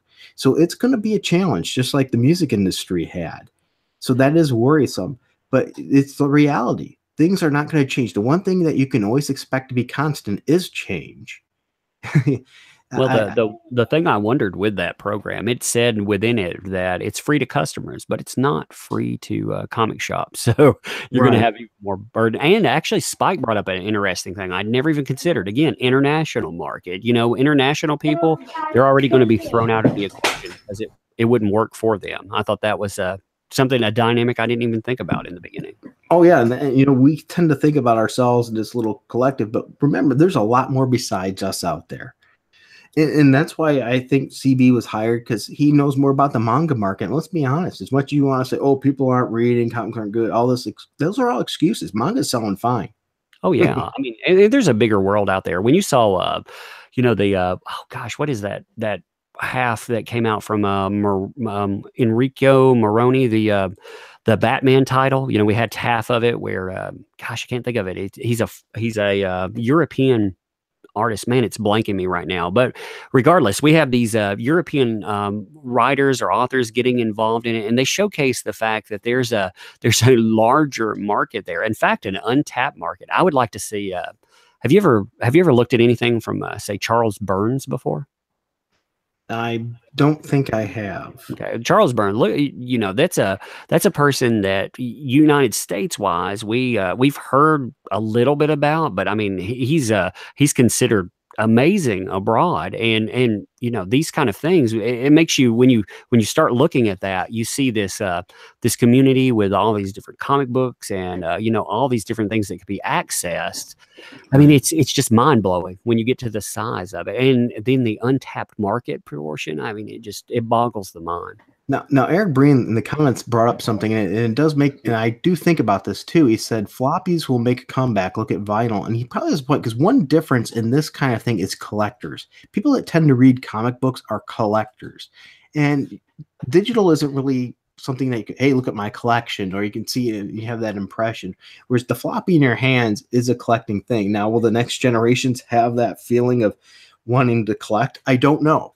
Because they were brought up with more digital means on other things, so they might be more acceptable. But for some of the more seasoned generations, we want something that's actually tangible that we can have and show on our shelves.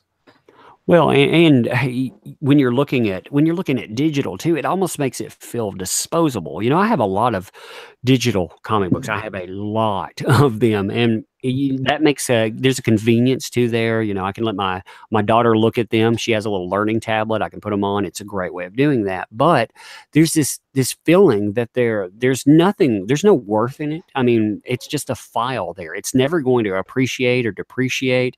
You're never going to have to take care of it. You're removing a dynamic that goes along with the comic book, the ownership, the pride of ownership. There's so much that's being removed in that too. I think that should be passed on. Right. I mean, right now you could have that comic book on a shelf or something and look at it and appreciate it.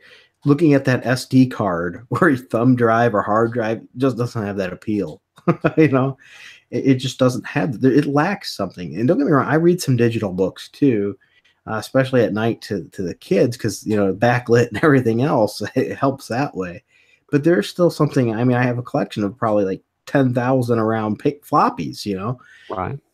Oh yeah, I've got about, I don't know. I just recently I filled a disc full of 200 and something gigs of digital. So I definitely have a ridiculous amount of digital. But when you get into floppies, there is nothing like going out and hunting down a book. And if I really like something, I've got all the Punisher Max, for example. I've been looking back through all of the main Punisher Max lines. And those are amazing. By the way, I forgot how good they were. But I have them on digital, but I've got to have them in physical. There's just something lost within that. Right. And there's something to it. As I said, it's more than just reading that comic and enjoying it. The joy comes from other avenues. I will always remember the hunt my wife and I did for a lot of books. We'd go to swap meets and everything, and that's where you get those finds, like Spider-Man number 12 for $3 or something like that. Those are things that you'll always remember. I can't believe I got this. I got this good of a deal.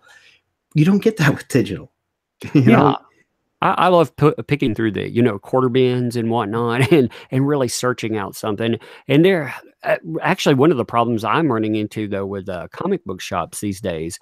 There are not anywhere that's close to me. A lot of them do not carry the type of back issues like they do. That used to be a fun hunting thing. Now I don't find that as much. I miss that. Right. And part of that is because it's, the overstock was actually not intended. They intend to sell it because that's stuff that they didn't sell. So they've now, with the profit margins and everything not being what they were, they scale back on them what they order.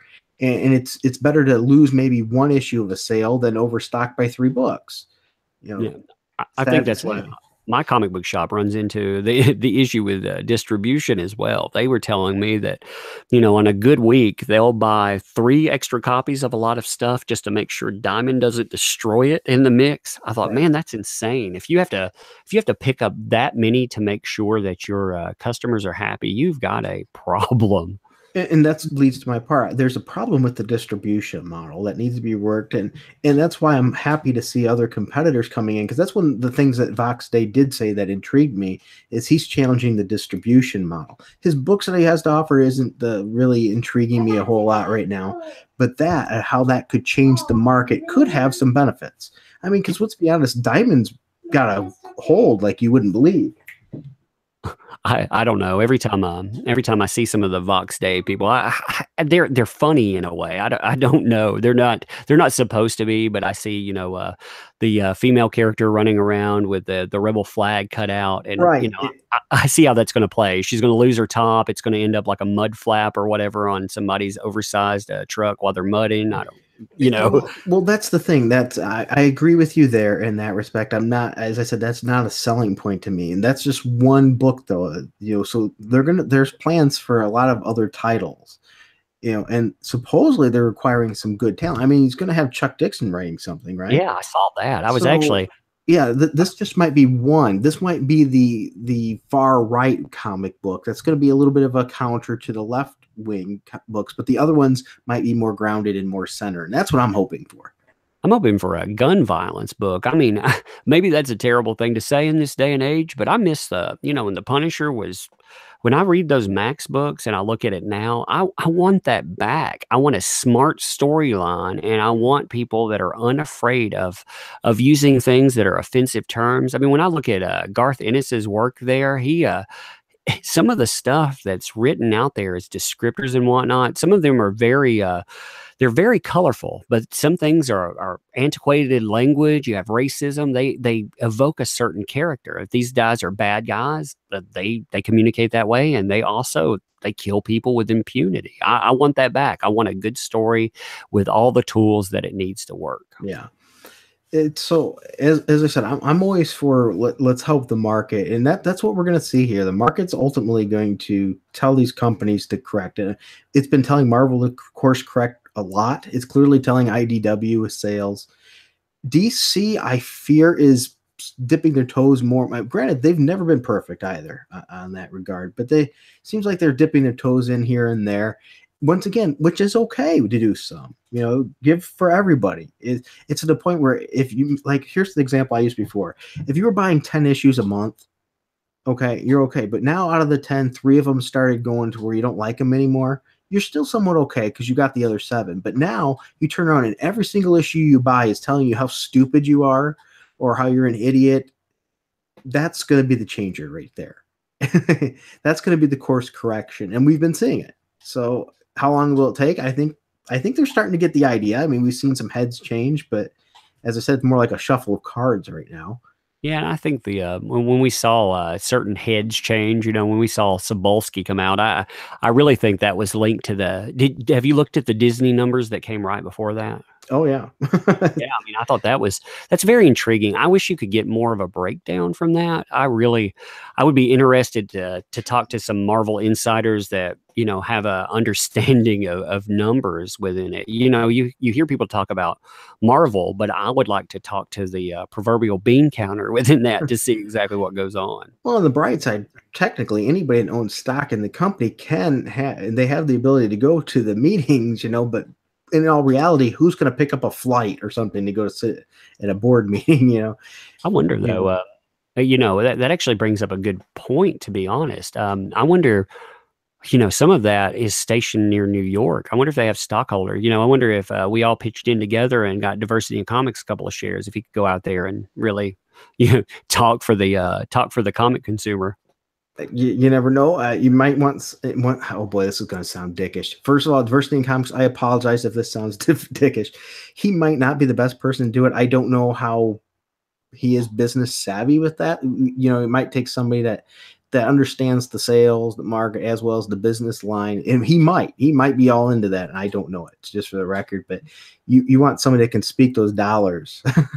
Well, yeah, I guess it depends on what you know. If you want to flaunt a middle finger, I suppose, then he is very quick to wit, and he would be very good to send. But yeah, I guess if you wanted to evoke a different type of change, that maybe a couple of people go. Right, and that's the kind of presentation you'd need at one of those meetings. You can't say, "Well, this sucks." And once again, I said I know it came out dickish. He could be very skilled in that. I don't know. No, I mean, it doesn't. I mean, literally, we do need to, in our community, I think one of the problems that we run across is we're afraid that we're going to offend one another for whatever reason. You know, we all have good qualities in some way, and we all have our shortfallings. You know, I invite people, you know, if I'm doing a certain type of video and I sound angry, that's not my forte. People can tell me, hey, back off. You know, feedback is a good thing. And, you know, if we're approaching something and it's harmful, I may not listen to you, you know, I may not care what you say, but at least we should be able to communicate and not react like the other side does, for sure. Right. And I'm just saying, if you're going to put a representative in that position, they need to be the best representative to fit that situation. So, for example, I wouldn't send me to a medical seminar or anything medical to preach something, because I'm an idiot when it comes to medical. Yeah. Everything medical, I talk to my wife. She's the expert on that. Now I'm going to do my Captain Frugal exposed video and be like, guess what he said about diversity and income? You know, but never take any medical advice from me. You will die. Well, that's good to know. If I ever need medical advice, I will not take it. I get it all the time. My wife, everyone else, like, I haven't been to a doctor in over 25 years. I haven't had my eyes checked in over 25 years. Like, how do you know there's something? It's like, look, I don't have blood pressure issues or nothing. I can eat whatever I want because no doctors told me I didn't have to. Yeah, but strangely enough, you're a flat earther because everything looks flat to you. No, like, that'd be hilarious to find out. You know, the first flat earther, actually, it was a vision problem. It was nothing else. So, I mean, I think it's important to recognize where you have shortcomings so you don't speak as an authority on those things. Yeah, I mean, there's a lot of people that do that. That's one thing I do like about the comic community we have, too. When you really get down to individuals and talking to them, we have people like DMI, you know, that's the shop owner. We have 3 shop owners that I can think of. He's just the most vocal that I remember.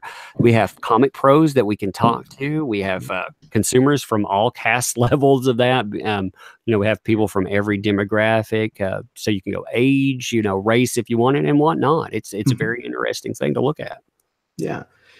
And you know, just like you said with the offending people, don't get me wrong. I tell people I have different opinion.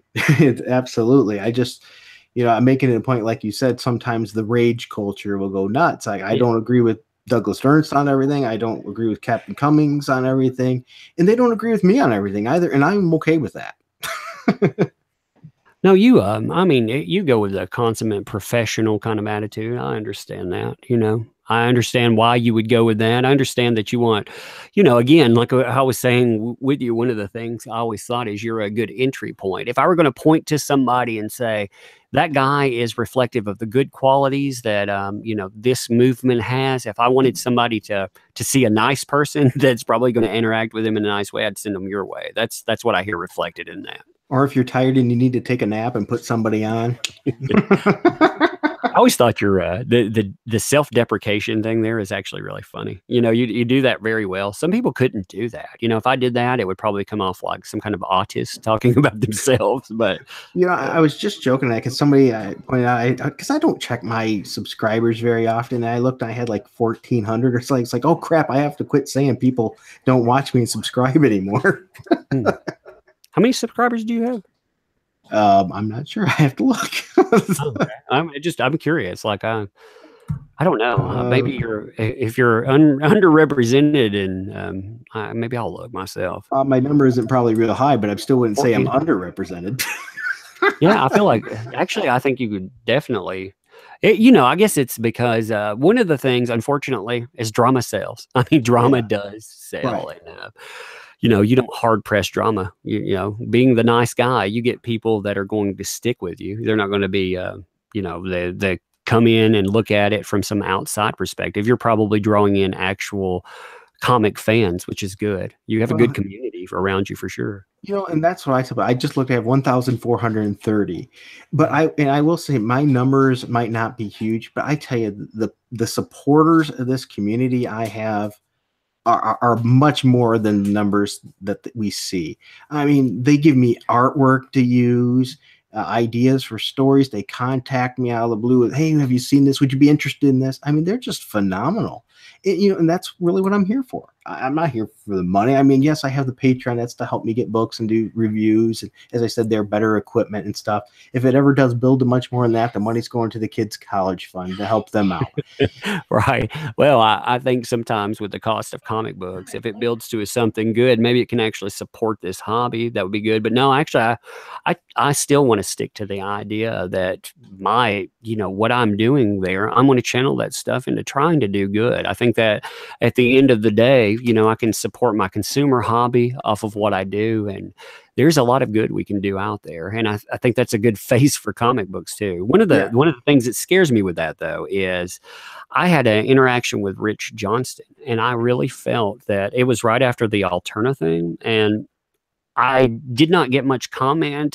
He mailed me about something, and I mailed him back with a lot of very vague info about something. Well, he didn't respond for a long time. And then after I argued with a couple of pros, he responded, and I really felt like it was a doxing attempt. So it's kind of scary that people like a Rich Johnston would try to dox you with your good deeds. Oh yeah. There is sometimes no good deed comes unpunished. That's why I said I go under Captain Frugal, because I know for a fact I've been told by insiders I've been a target. It's like, really? But because I piss people off. So I guess I guess I do say things sometimes that probably do aggravate them. I'd be on the other side of it too. It would hurt sometimes. Yeah, sometimes reality sucks. Well, I think that was pointed out when Dan Slott kind of showcased you, out there being, when he showed you, he talked about that guy in the mask talking about things. I think that really said something there. Yeah, and I will say I almost had a bad moment there. I really seriously thought about putting that on a T-shirt, and I said that before, and people were like, "Yes, put that on a T-shirt." And I have no doubt that would have sold a lot. I could have got some good money from that. But then I thought about it. I said, how would I feel if I went to a convention and people were wearing a T-shirt with a tweet on it that I said out of an emotional moment that was really stupid? How would I feel about that? And I would feel terrible. And so I can't do that to him, So I couldn't do it to somebody else. Well, I don't know. Dan Slott is an interesting character. When I looked at some of the stuff he's been involved in, it's hard for me to garner sympathy for him. When I think the most telling thing was when he, pretended to be another person online to teach them a lesson. I thought that was a pretty despicable thing to see someone do. Yeah, and that was horrible. I agree. Absolutely horrible stuff. I don't condone any of that. But also, I don't want to, when I meet my maker one day, I have to look up at him and say, why did you do this? What did you really have? What good would have came out of that other than hurting somebody? And sadly, it wouldn't teach him a lesson. Let's be honest. It wouldn't. He's probably going to be the same jerk online he still is. I think somebody brought up a good point about what we're doing here. They asked somebody, I guess, was talking about Gamergate and how it ended for them. They were talking about comics. At the end of this, even if we win, we're still going to be cast as bad guys. We're still going to lose in that right. Do you think people are going to be prepared for possibly winning behind the scenes, but losing outside? They'll still be castigated as sexist, racists, and on by a community at large. Do you think people are ready for that kind of thing too? Yeah, that's a tough one, I'm quixotic. I'll admit that. I am an optimist in people. I believe that anybody can have that moment and make change. I look back, I think every one of us at some point in life looked in the mirror, something happened to us and made us go, what the heck am I doing? What is wrong with me? What do I need to change? And we've had that moment where we changed our life. So maybe we can make these changes with each other. I really do. I think sometimes it's how you interact. I've had a lot of unfortunate events in my life. Like working with a gentleman one time, I remember saying goodbye to him. Next thing I didn't know, I see him on the news, and he had an issue with his family I didn't know about, a bad divorce. He had his kids. Cops were there. He ended up letting the kids go, and he killed himself. You never know when the last word that you say to somebody or what you say to somebody is going to do to them. So I would like to believe, that if we could help each other out, we can prevent a lot of bad things from happening and actually build a good community. I wonder, like I say, with the end result of things, I do wonder, if people, they realize that, at the end of the day, sadly though, I think our optimism will definitely be tested by a lot of the people out there. Even if we win again, there will be certain people that are under no obligation to be kind to us. If we, like look at Aubrey Sitterson, for example. Okay, Aubrey Sitterson is out of a job. Now he may want people to do clicks for this or that, but if somebody's out of a job, they have no obligation to be nice to us anymore. Right. You don't get me wrong. I can dislike people and what they do and their actions, but I still don't want to have hate towards them. If I see them on the side of the road and they need a tire change and they need help, let's help them out. They're people too. Maybe that's the moment we can bridge those connections and wake them up, make them go, oh, maybe I've been wrong about these people all along. Once again, I know it's incredibly quixotic. Maybe you need to be the person talking to B. Clay Moore then when we're having that discussion. I know that within my discussion, I don't know if I'm that optimistic about people. I don't know if I can approach it that way. That's very interesting. I think it's challenging to try to do that. I think it's good that we have people in the community that remind us of that. Well, and don't get me wrong, I'm not ignorant to it either. I realize while I'm trying to do this, that there's still people going to be plotting against you in the worst possible ways. And there is bad people out there, without a doubt. Yeah, I understand reasons for war and sometimes and things like that. It's going to happen. It's just, I want to know at the end of the day, that I did everything I could and not to look myself in the mirror and go, you know what, I could have made this situation worse, but I go into the situation of what can I do to make this better? Sometimes it's a harsh word of, hey, this is not a smart move. Why are you doing this? And sometimes maybe it's a one-on-one. Hey, did you realize what you did here? I wish sometimes within the comic community, I wish we could have a discussion like that. Like if somebody gets out of hand, I do encourage people that if I do get out of hand to like tell me, hey, again, I may not listen, but if I'm getting crazy on Twitter or something, somebody to tell me, hey, you need to calm down. That's kind of negative. It's not helping anything. But I wish we could have that discussion with most players within it, but sadly, sometimes we can't have that. Yeah, I agree. You're absolutely right. And I tell people too, if I'm going overboard, and that's why I ask people out sometimes before a certain video, is this too dickish? Am I going too far? Because I think if this was me, how bad would I feel? And the Daryl Leo video was probably the hardest one hit me. I really struggled with putting that up. I still question if I should have even done it, to be honest. I know some people are like, what a wuss. Yeah, maybe. But if I seen somebody made a video about that, about me, I think it might hurt. Well, and I mean, I really question the Daryl Leo thing myself. I asked myself, where does he fit into all of this? I guess the question within that, when I was talking about it, is he has taken that stage as somebody that's he's bigger player than just a nobody out there. He's not only that, but he's profiting off of it. I think that's a good line for me. Is he profiting off of it? Yeah, he opened up a line of funding. He's doing his Patreon, and he's had a significant boost off of it since all of this stuff started. Right. And even with that, I know some people are saying some very nice stuff. I'm not perfect either. As I said, I've said stuff and go, what was I thinking? And that's where I look back and I go, I hope somebody will give me the same benefit of the doubt that, like you said, somebody will tell me, hey, you're screwing up. Maybe you're tired. You need a nap. You're letting things. I'm a pretty thick-skinned guy, though, to be fair. I've been in a lot of fields where I've been, caught a lot of things and put in some bad situations. And ultimately, to me, I guess it boils down to is if I come home at the end of the day and I'm taking care of my family and I have my support there, my family and my love of my family, and my faith and all that, I'm fine. I've got what I need, and that makes me wonder about them. What are they missing from their lives that's taken that joy away? Do I want to add more hearts, or is there some way I can help? By even just questioning them to make them see. Because I mean, if they were happy people, would they be like this? Well, it's actually it's spawning a good conversation in the Twitter, in the I said the Twitter in the chat box, the Twitter, Lord, my brain. But people are saying some people are saying things like, Daryl AO is a lying piece of crap and needs to be exposed to the world as a fraud. And then you have other people saying, I disagree, and they're nobodies, you're giving them attention, and you're basically, you're pushing them to a certain precipice. And I guess I would agree with that to a point. I think like Men of Action actually said that, you're just giving them attention. I think the attention for Daryl AO, that was on the part of Van Sciver. Whether that was a good step or not, I've clearly said many times I thought that was a misstep. He was actually trying to be nice and give the guy a platform to talk about, but instead he just weaponized it and he turned it into a hateful thing. And I think after that, when we see individuals like a Tess Fowler or Gail Simone, like hyper broadcasting him, that was the time when we all needed to step in and say something. I felt like we were commenting after that.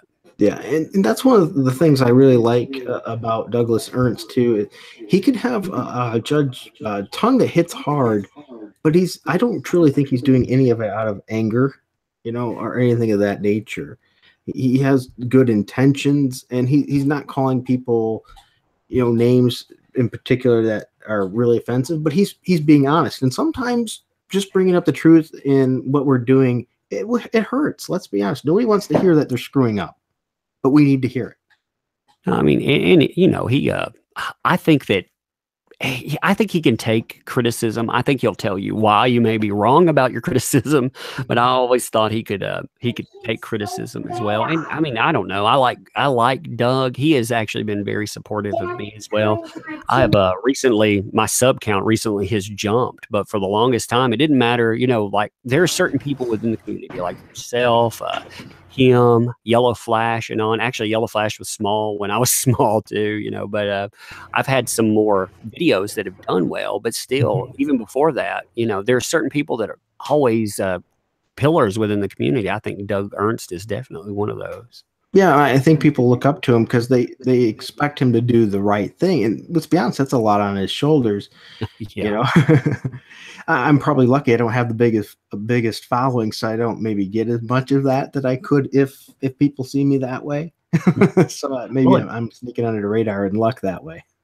I had somebody talking about different roles within all of this, like how people saw us, and I thought it was fascinating. They were talking about, like Nurkish, of course, he's like Uncle Bad Touch, and then you had different people like you could be everybody's favorite uncle. I think somebody called you like everyone's favorite uncle within that. I thought that's interesting. That's a good role, but those roles, they bring with them a certain thing, expectation. I think I'm afraid of the expectation. A lot of people have when I bring like well researched, I think, oh, that's a heavy burden sometimes. Yeah, especially if you accidentally mistype one number or something. You hope that people are going to realize it was an accident and forgive you for that. You didn't mean to screw that up.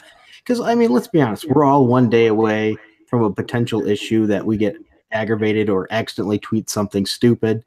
It can happen to any of us, and I just hope that people will forgive. Can you believe Captain Frugal was stupid enough to type this? I hope you are. Realize I'm human. Yes, I'm stupid sometimes.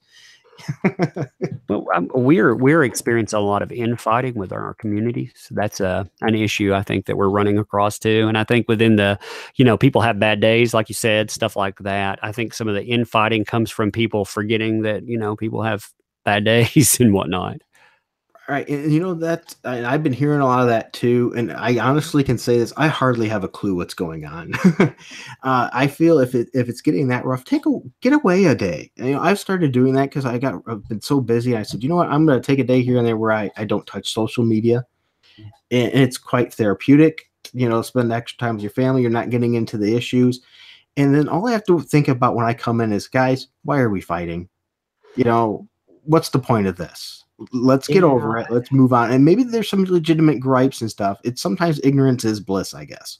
I think what we're running into a lot of times, obviously, there are a few, there are some legitimate grievances sometimes. I don't want to Mhm. discount everyone's grievance, but Right. when you run into this, we have gotten to the point where we deal with bad behavior from other people so often that we look for bad behavior in other innocuous actions. I think I see bad acting sometimes in people, and I have to challenge myself because I know that's not that person. Right. Well, and you're right too. We're gonna wrong somebody. We're gonna rub somebody the wrong way. I'm sure I've pissed some people off that have even told me. On just online. I'm sure in real life I do it all the time. Outside of here, but it's gonna happen. And in all honesty, that's good. You don't want everyone happy and agreeing with everything, because if that's the case, there's bigger problems. That means people are afraid to speak up. Because let's be honest, you can't even order a pizza and have everybody agree. If That's very everyone's true. agreeing, people are scared to talk. So we Well, need to have people saying, "Hey, I don't agree with this."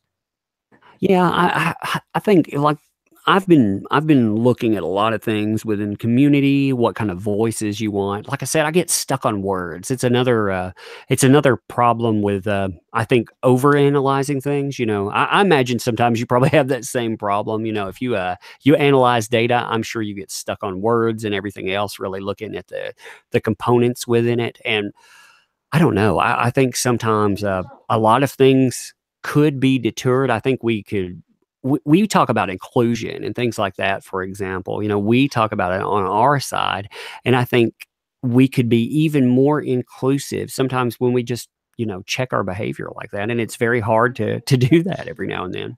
Yeah. Well, you mentioned too, we look in to find those things. I was just suffering with that too. I read the last issue of Luke Cage, and I'm reading that, and I get to a point because he's telling a story with his daughter, and he gets to the point where now she's fighting trolls and they're flinging crap. And I'm thinking, wait a minute, is this where the writers making trolls out to be the people that talk negative about the book and throwing crap? Are they saying that's people in their tweets? And I'm thinking, am I looking too much into this, or is this really a jab? Do you, You know, do I you, what do you, after looking at that, what do you think about that? I honestly don't know, and that's the thing. I thought about: am I looking for something to find that take on for the aggravation, or is it really there? I honestly don't know. Doesn't that really speak on the culture though when you have to ask yourself that question? I mean, don't you isn't that a when you look at a problem within comics that's permeated that industry so much. Like, for example, I don't look for things when I'm walking into my doctor's office. If I heard somebody talking about something in the back, I would not think that they're talking smack about me, or I wouldn't think they're trying to insult or disparage me. But in comic books, for some reason, we think, because a lot of times it's true, we're having jabs thrown at us. So it's it's boggling in its own way. That speaks to a really greater issue, I think. Yeah, I and see, Yellow Flash is saying it's a jab, and he could very well be right. See, that's the thing. I'm thinking in my head, am I looking for something to make something out of? At this point, am I reading into it? But it really read as a jab to me. Mm. I think So, I think Yellow Flash has been a good judge of things. I know, again, I know he caught flack about that list, but he basically just took something that the rest of us were all talking about, and he did something with it. I think yeah. he did good. I enjoyed the articles that came out of it too. To be honest, it was fun Oh, reading. oh, I did too. And you know what? On top of that, think about it right now. He's here right now. He never left. He Mhm. didn't go on a block. Well, he's still around. He's still in the community. He could have took that because he took a beating on that from a lot of people. I mean, it takes a stand back. He could have just changed his whole name and left and came back as something else. But he's Not still only here. Not only that, like he said about his account here, people see his account growing on YouTube. He is still not at a monetization. They have not even given him the option yet. He's still waiting on that because there's a backlog. So Right. he has a Patreon, I think he said, of $20. Hyping his Patreon. If you liked what he did there, definitely support him. But with that, he took all those lumps. He took it for free because he's trying to change something. Yeah, he stands up because he truly believes in it, and he has a lot of background history to lead him to have those beliefs and things he does. And I can truly understand why that was so aggravating for him. If I was in his shoes too, I think being called things like that after what he's been through would have set me off as well. Once again, that's vilifying everybody, and they don't expect people to get pissed off. Come on. I mean, diversity in comics. Douglas Ernst, these aren't just all white, families and things like that too. These are diverse families, and be called something that 100% that you are not. That's aggravating. At the end of the day, it doesn't matter what his makeup, his genetic makeup or what his family makeup is, although that adds more insult to it. At the end of the day, these people are not respecting him as a consumer. And that's the most, I think, aggravating thing for everybody there. Yeah. I had a family member that was a professor once, and he said, this once again, I'm sorry if this comes off harsh. He had a black male claim that he was being racist towards him. And what he said is very straight and true. And this guy, trust me, does not have a mean bone, a racist bone in his body. He truly loves everybody. And he said, look, I've never owned a slave and you've never been one. Let's get past this. Right. Well, I mean, I've actually heard people go with that, over and over again, that they say, and again, individuals, they go through things that I may not understand their walk of life. I truly try to empathize with that. There's a problem, however, when that is weaponized to say everybody is one way, everybody that looks this way is another. I'm kind of missing that mansion that I'm supposed to have, because apparently I'm supposed to have the double dip. I'm a male and I'm white. Also, I was born in the U.S. So these things, I should be right on the top of the scale. I should be sitting on a chair made out of people or something. But apparently I missed out on that. Exactly. And that's because we keep taking it to things that don't matter, like skin color, where we grew up, instead of what we have in our heads, what we really feel, what we really believe, and what facts are truly there. We love to blame everything that is a good shield to take the hits off of what's really there. Did you see the thing about individuals trying to hijack Move the Needle, by the way? Did you see any of that? I did not. Oh, this is awesome. So on Facebook, I've got to do a video on this just because it kind of cracks me up. But on Facebook, one of the largest groups there is comic book collecting. It's got 200,000 plus members. It's the largest comic book group, and you can get banned from that for doing anything. I mean, you disagree with anything they say, you're gone. Well, within that, they hate pro comic skaters. They hate anybody that complains about anything within the industry. Now, if you're anti, you're good to go. Well, these people in that, they decided they were going to try to hijack the Move the Needle by going out and buying diverse comic books. They literally have set up this thing where they're going to go and buy comic books under Move the Needle, and they're going to say, well, this is because it's diverse or whatever. They think that's hijacking. And I thought that's they're proving the point. They're helping support the cause. that is awesome right there. I thought everybody that sees that, they should be going on there and supporting these people, and don't challenge them, like actually support them to do so. They should have been buying those comics anyway. If they're comic books that they enjoy, if they're not supporting them, then they got a problem anyhow. But exactly, if the sales were great, then we have no problem with it. I mean, that's the numbers. There's a market for that. More power to them. Well, yeah. I mean, if America Chavez was a good comic book, then people would buy it. I mean, that's not always the case. I get some comic books, but if you have a comic book that in this day and age is represented the way it was with, the mainstream media picking it up, when you have a representation with awards and what have you, that comic book, it could sell. It definitely had the vehicle to get mainstream success, but it was just awful. I mean, I don't even know. It's interesting. It was a bonding tool, however. One of the things that really brought me closer to some of the people within this community was sitting around and watching them roast America Chavez. Yeah,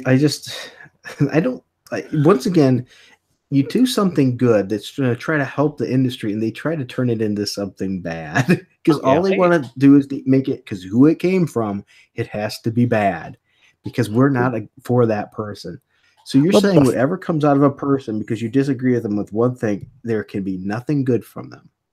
Yeah, I mean, how does that make sense? Of it too? I guess coming from a different time, you didn't call people things like racist. You didn't call them Nazis. That connotation to it, there was a level that word meant something. Until recently, I don't remember people watering down certain words like they have and making them, have no meaning. I mean, a person calling me a Nazi, I've even seen that go farther. When I was blocked by Kurt Busiek's people, they were arguing, and some of them were actually literally talking about how he not only needed to block me, but they needed to as well. Well, I had people telling me things like the only difference between yourself and Nazis is Nazis had the power to put people in ovens and you don't, but you have the conviction. I thought, what? Yeah, that was ridiculous. I see. Ugh.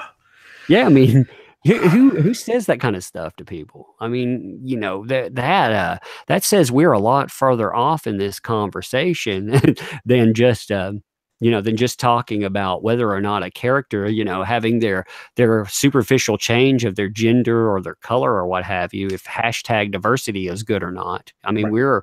we're really far off now. Right. And sadly, that's how they're taught to deal with these things. It's you shut down the person by vilifying them so you don't really have the discussion. Let's be honest, when you're getting to that point, you can't win the discussion. That's all it is. You don't have the facts, you don't have the information. So the only thing you can do is say, hey, you're not even worth being a person. So I don't need to talk to you. When the truth is I can't defend my thesis here. I can't defend my viewpoint and you're beating me. And so I don't want people to think this. So, hey, look, guys, this guy's a racist. I'm out. Yeah, I mean, well, you see that a lot too. I think it was really telling when I saw election. Again, pro or con, I would never consider myself a conservative, although I find myself agreeing more and more with conservatives these days. That tends to happen when you get older. Yeah, I mean, well, it does. The financial responsibility. I still, my vocation, it does deal with social programs and whatnot. So I think there is definitely a need more than we see sometimes represented. But I mean, at one time, I guess at one time, liberalism meant you keeping the government out of things, for one thing. Smaller government. You remember when it was keep the government out of our bedrooms? Yep. And, don't police our language. And now it's not that. Now it's I don't know. It's just it's a weird thing. I feel lost when I actually look at it. I don't like either side a lot of times. That's the worst thing. Well, and that's probably because you're coming from a more centrist viewpoint. I mean, you could have areas where you're more conservative and areas you're more liberal. It's just when you go full one way, you tend to no longer listen to anything, right? For example, I'm sure when you get your information that you're looking for, you find different sources and try to compare those sources. Matter of fact, I know Yellow Flash does that. And that speaks volumes because you want to challenge your own theories. That way you know if they're right or not or how to defend them. Somebody that goes full on one way doesn't challenge their theories. They block everything that will, so they don't have to hear it. All they want is confirmation bias. You could look and find anything you want to support your side as long as you just look for that. It'll happen. You can Google and support anything. You can Google the earth is flat. Not trying to get in fights with anybody. You can Google that I am the most strongest man on earth. You will find a way to prove that, even though I know it's bullcrap. So I like the flat earthers, actually. They're very entertaining people. Well, I have a family member that's a flat earther. Seriously, and that would be awesome, I think, to debate in real life. I think it would be very, very interesting. I used to remember when the most controversial thing you could say was, I think the moon landing was a hoax, things like that. And now, I mean, that's not even a big thing to throw out there anymore. Right. But anyway. Well, I think I'm going to go put my kid in bed. And, yeah, I think it's a good one, too. I got little Frugal here still playing games. He's been playing video games this whole time. It's time for this guy to go to bed. That's funny. Edwin Boyette told, I said, I get my news from Alex Jones. He said that his wife is an Alex Jones fan. I think Alex Jones is funny. I just, I don't get my news from him. I think that's the difference there. Yeah. But anyway, I appreciate you having me on. It's good. Like I say, I think you do a good thing within the community. Man. I think you keep it up like that. You definitely represent something we need. Well, thank you. I greatly appreciate it. I really love what you're doing in the community too. I mean, I love the information that you've been bringing, the numbers you've been digging into, the common sense approach that you're using, it, generally the kindness that you have to. I thank you for joining me. I appreciate it. It's an honor. Yeah, we definitely have to do it again anyway. All right. Well, I don't know how you end your streams or whatever, so I'll let you wrap it up however you do. All right. So why don't you pimp your website and if you want or anything like that, so they know, or if you have a Patreon or anything to help you out, make sure you mention it here. So in case somebody by any chance here isn't following you, they should be. Yeah, well, I do have a Patreon. I have two patrons, by the way. I have somebody giving a shout out to Lord, gosh, it's terrible as I can't remember Lord Reginald something, but I can't. I think it's the second now. And my other patron, who is, I cannot remember who the other one is. That's terrible of me. I apologize there. But yeah, if you want to donate money, I'm not going to give you anything in return except for solid videos. I do have a 80% demonetization, and that money will go to a good charity. So, I mean, it's not I'm not like Captain Frugal here. I don't feel like I need to not monetize my stuff. I do, but most of it gets demonetized by YouTube anyway. So it doesn't really matter. But with that, if you want to support that, that's great. If you don't, I still appreciate you being there. I feel like you support just by being there, and all that goes to charity. I'll put my Actually, can you put my stuff in a link afterwards after this goes Yes, up? Because absolutely. I can't even remember what it has my old name on it. I don't even remember what my YouTube thing is. That's terrible. Yeah, so absolutely, I'll be adding those things. It might not be right tonight because it's getting late, but by tomorrow, I'll have the links in for some of the articles and things that we're using for information as well.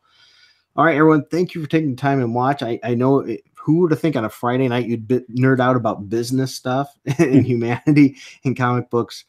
But hey, I guess I love it, and hopefully you did too. So thanks for taking the time to listen. We appreciate all of you, and you guys all have a good time. And until next time, keep it frugal.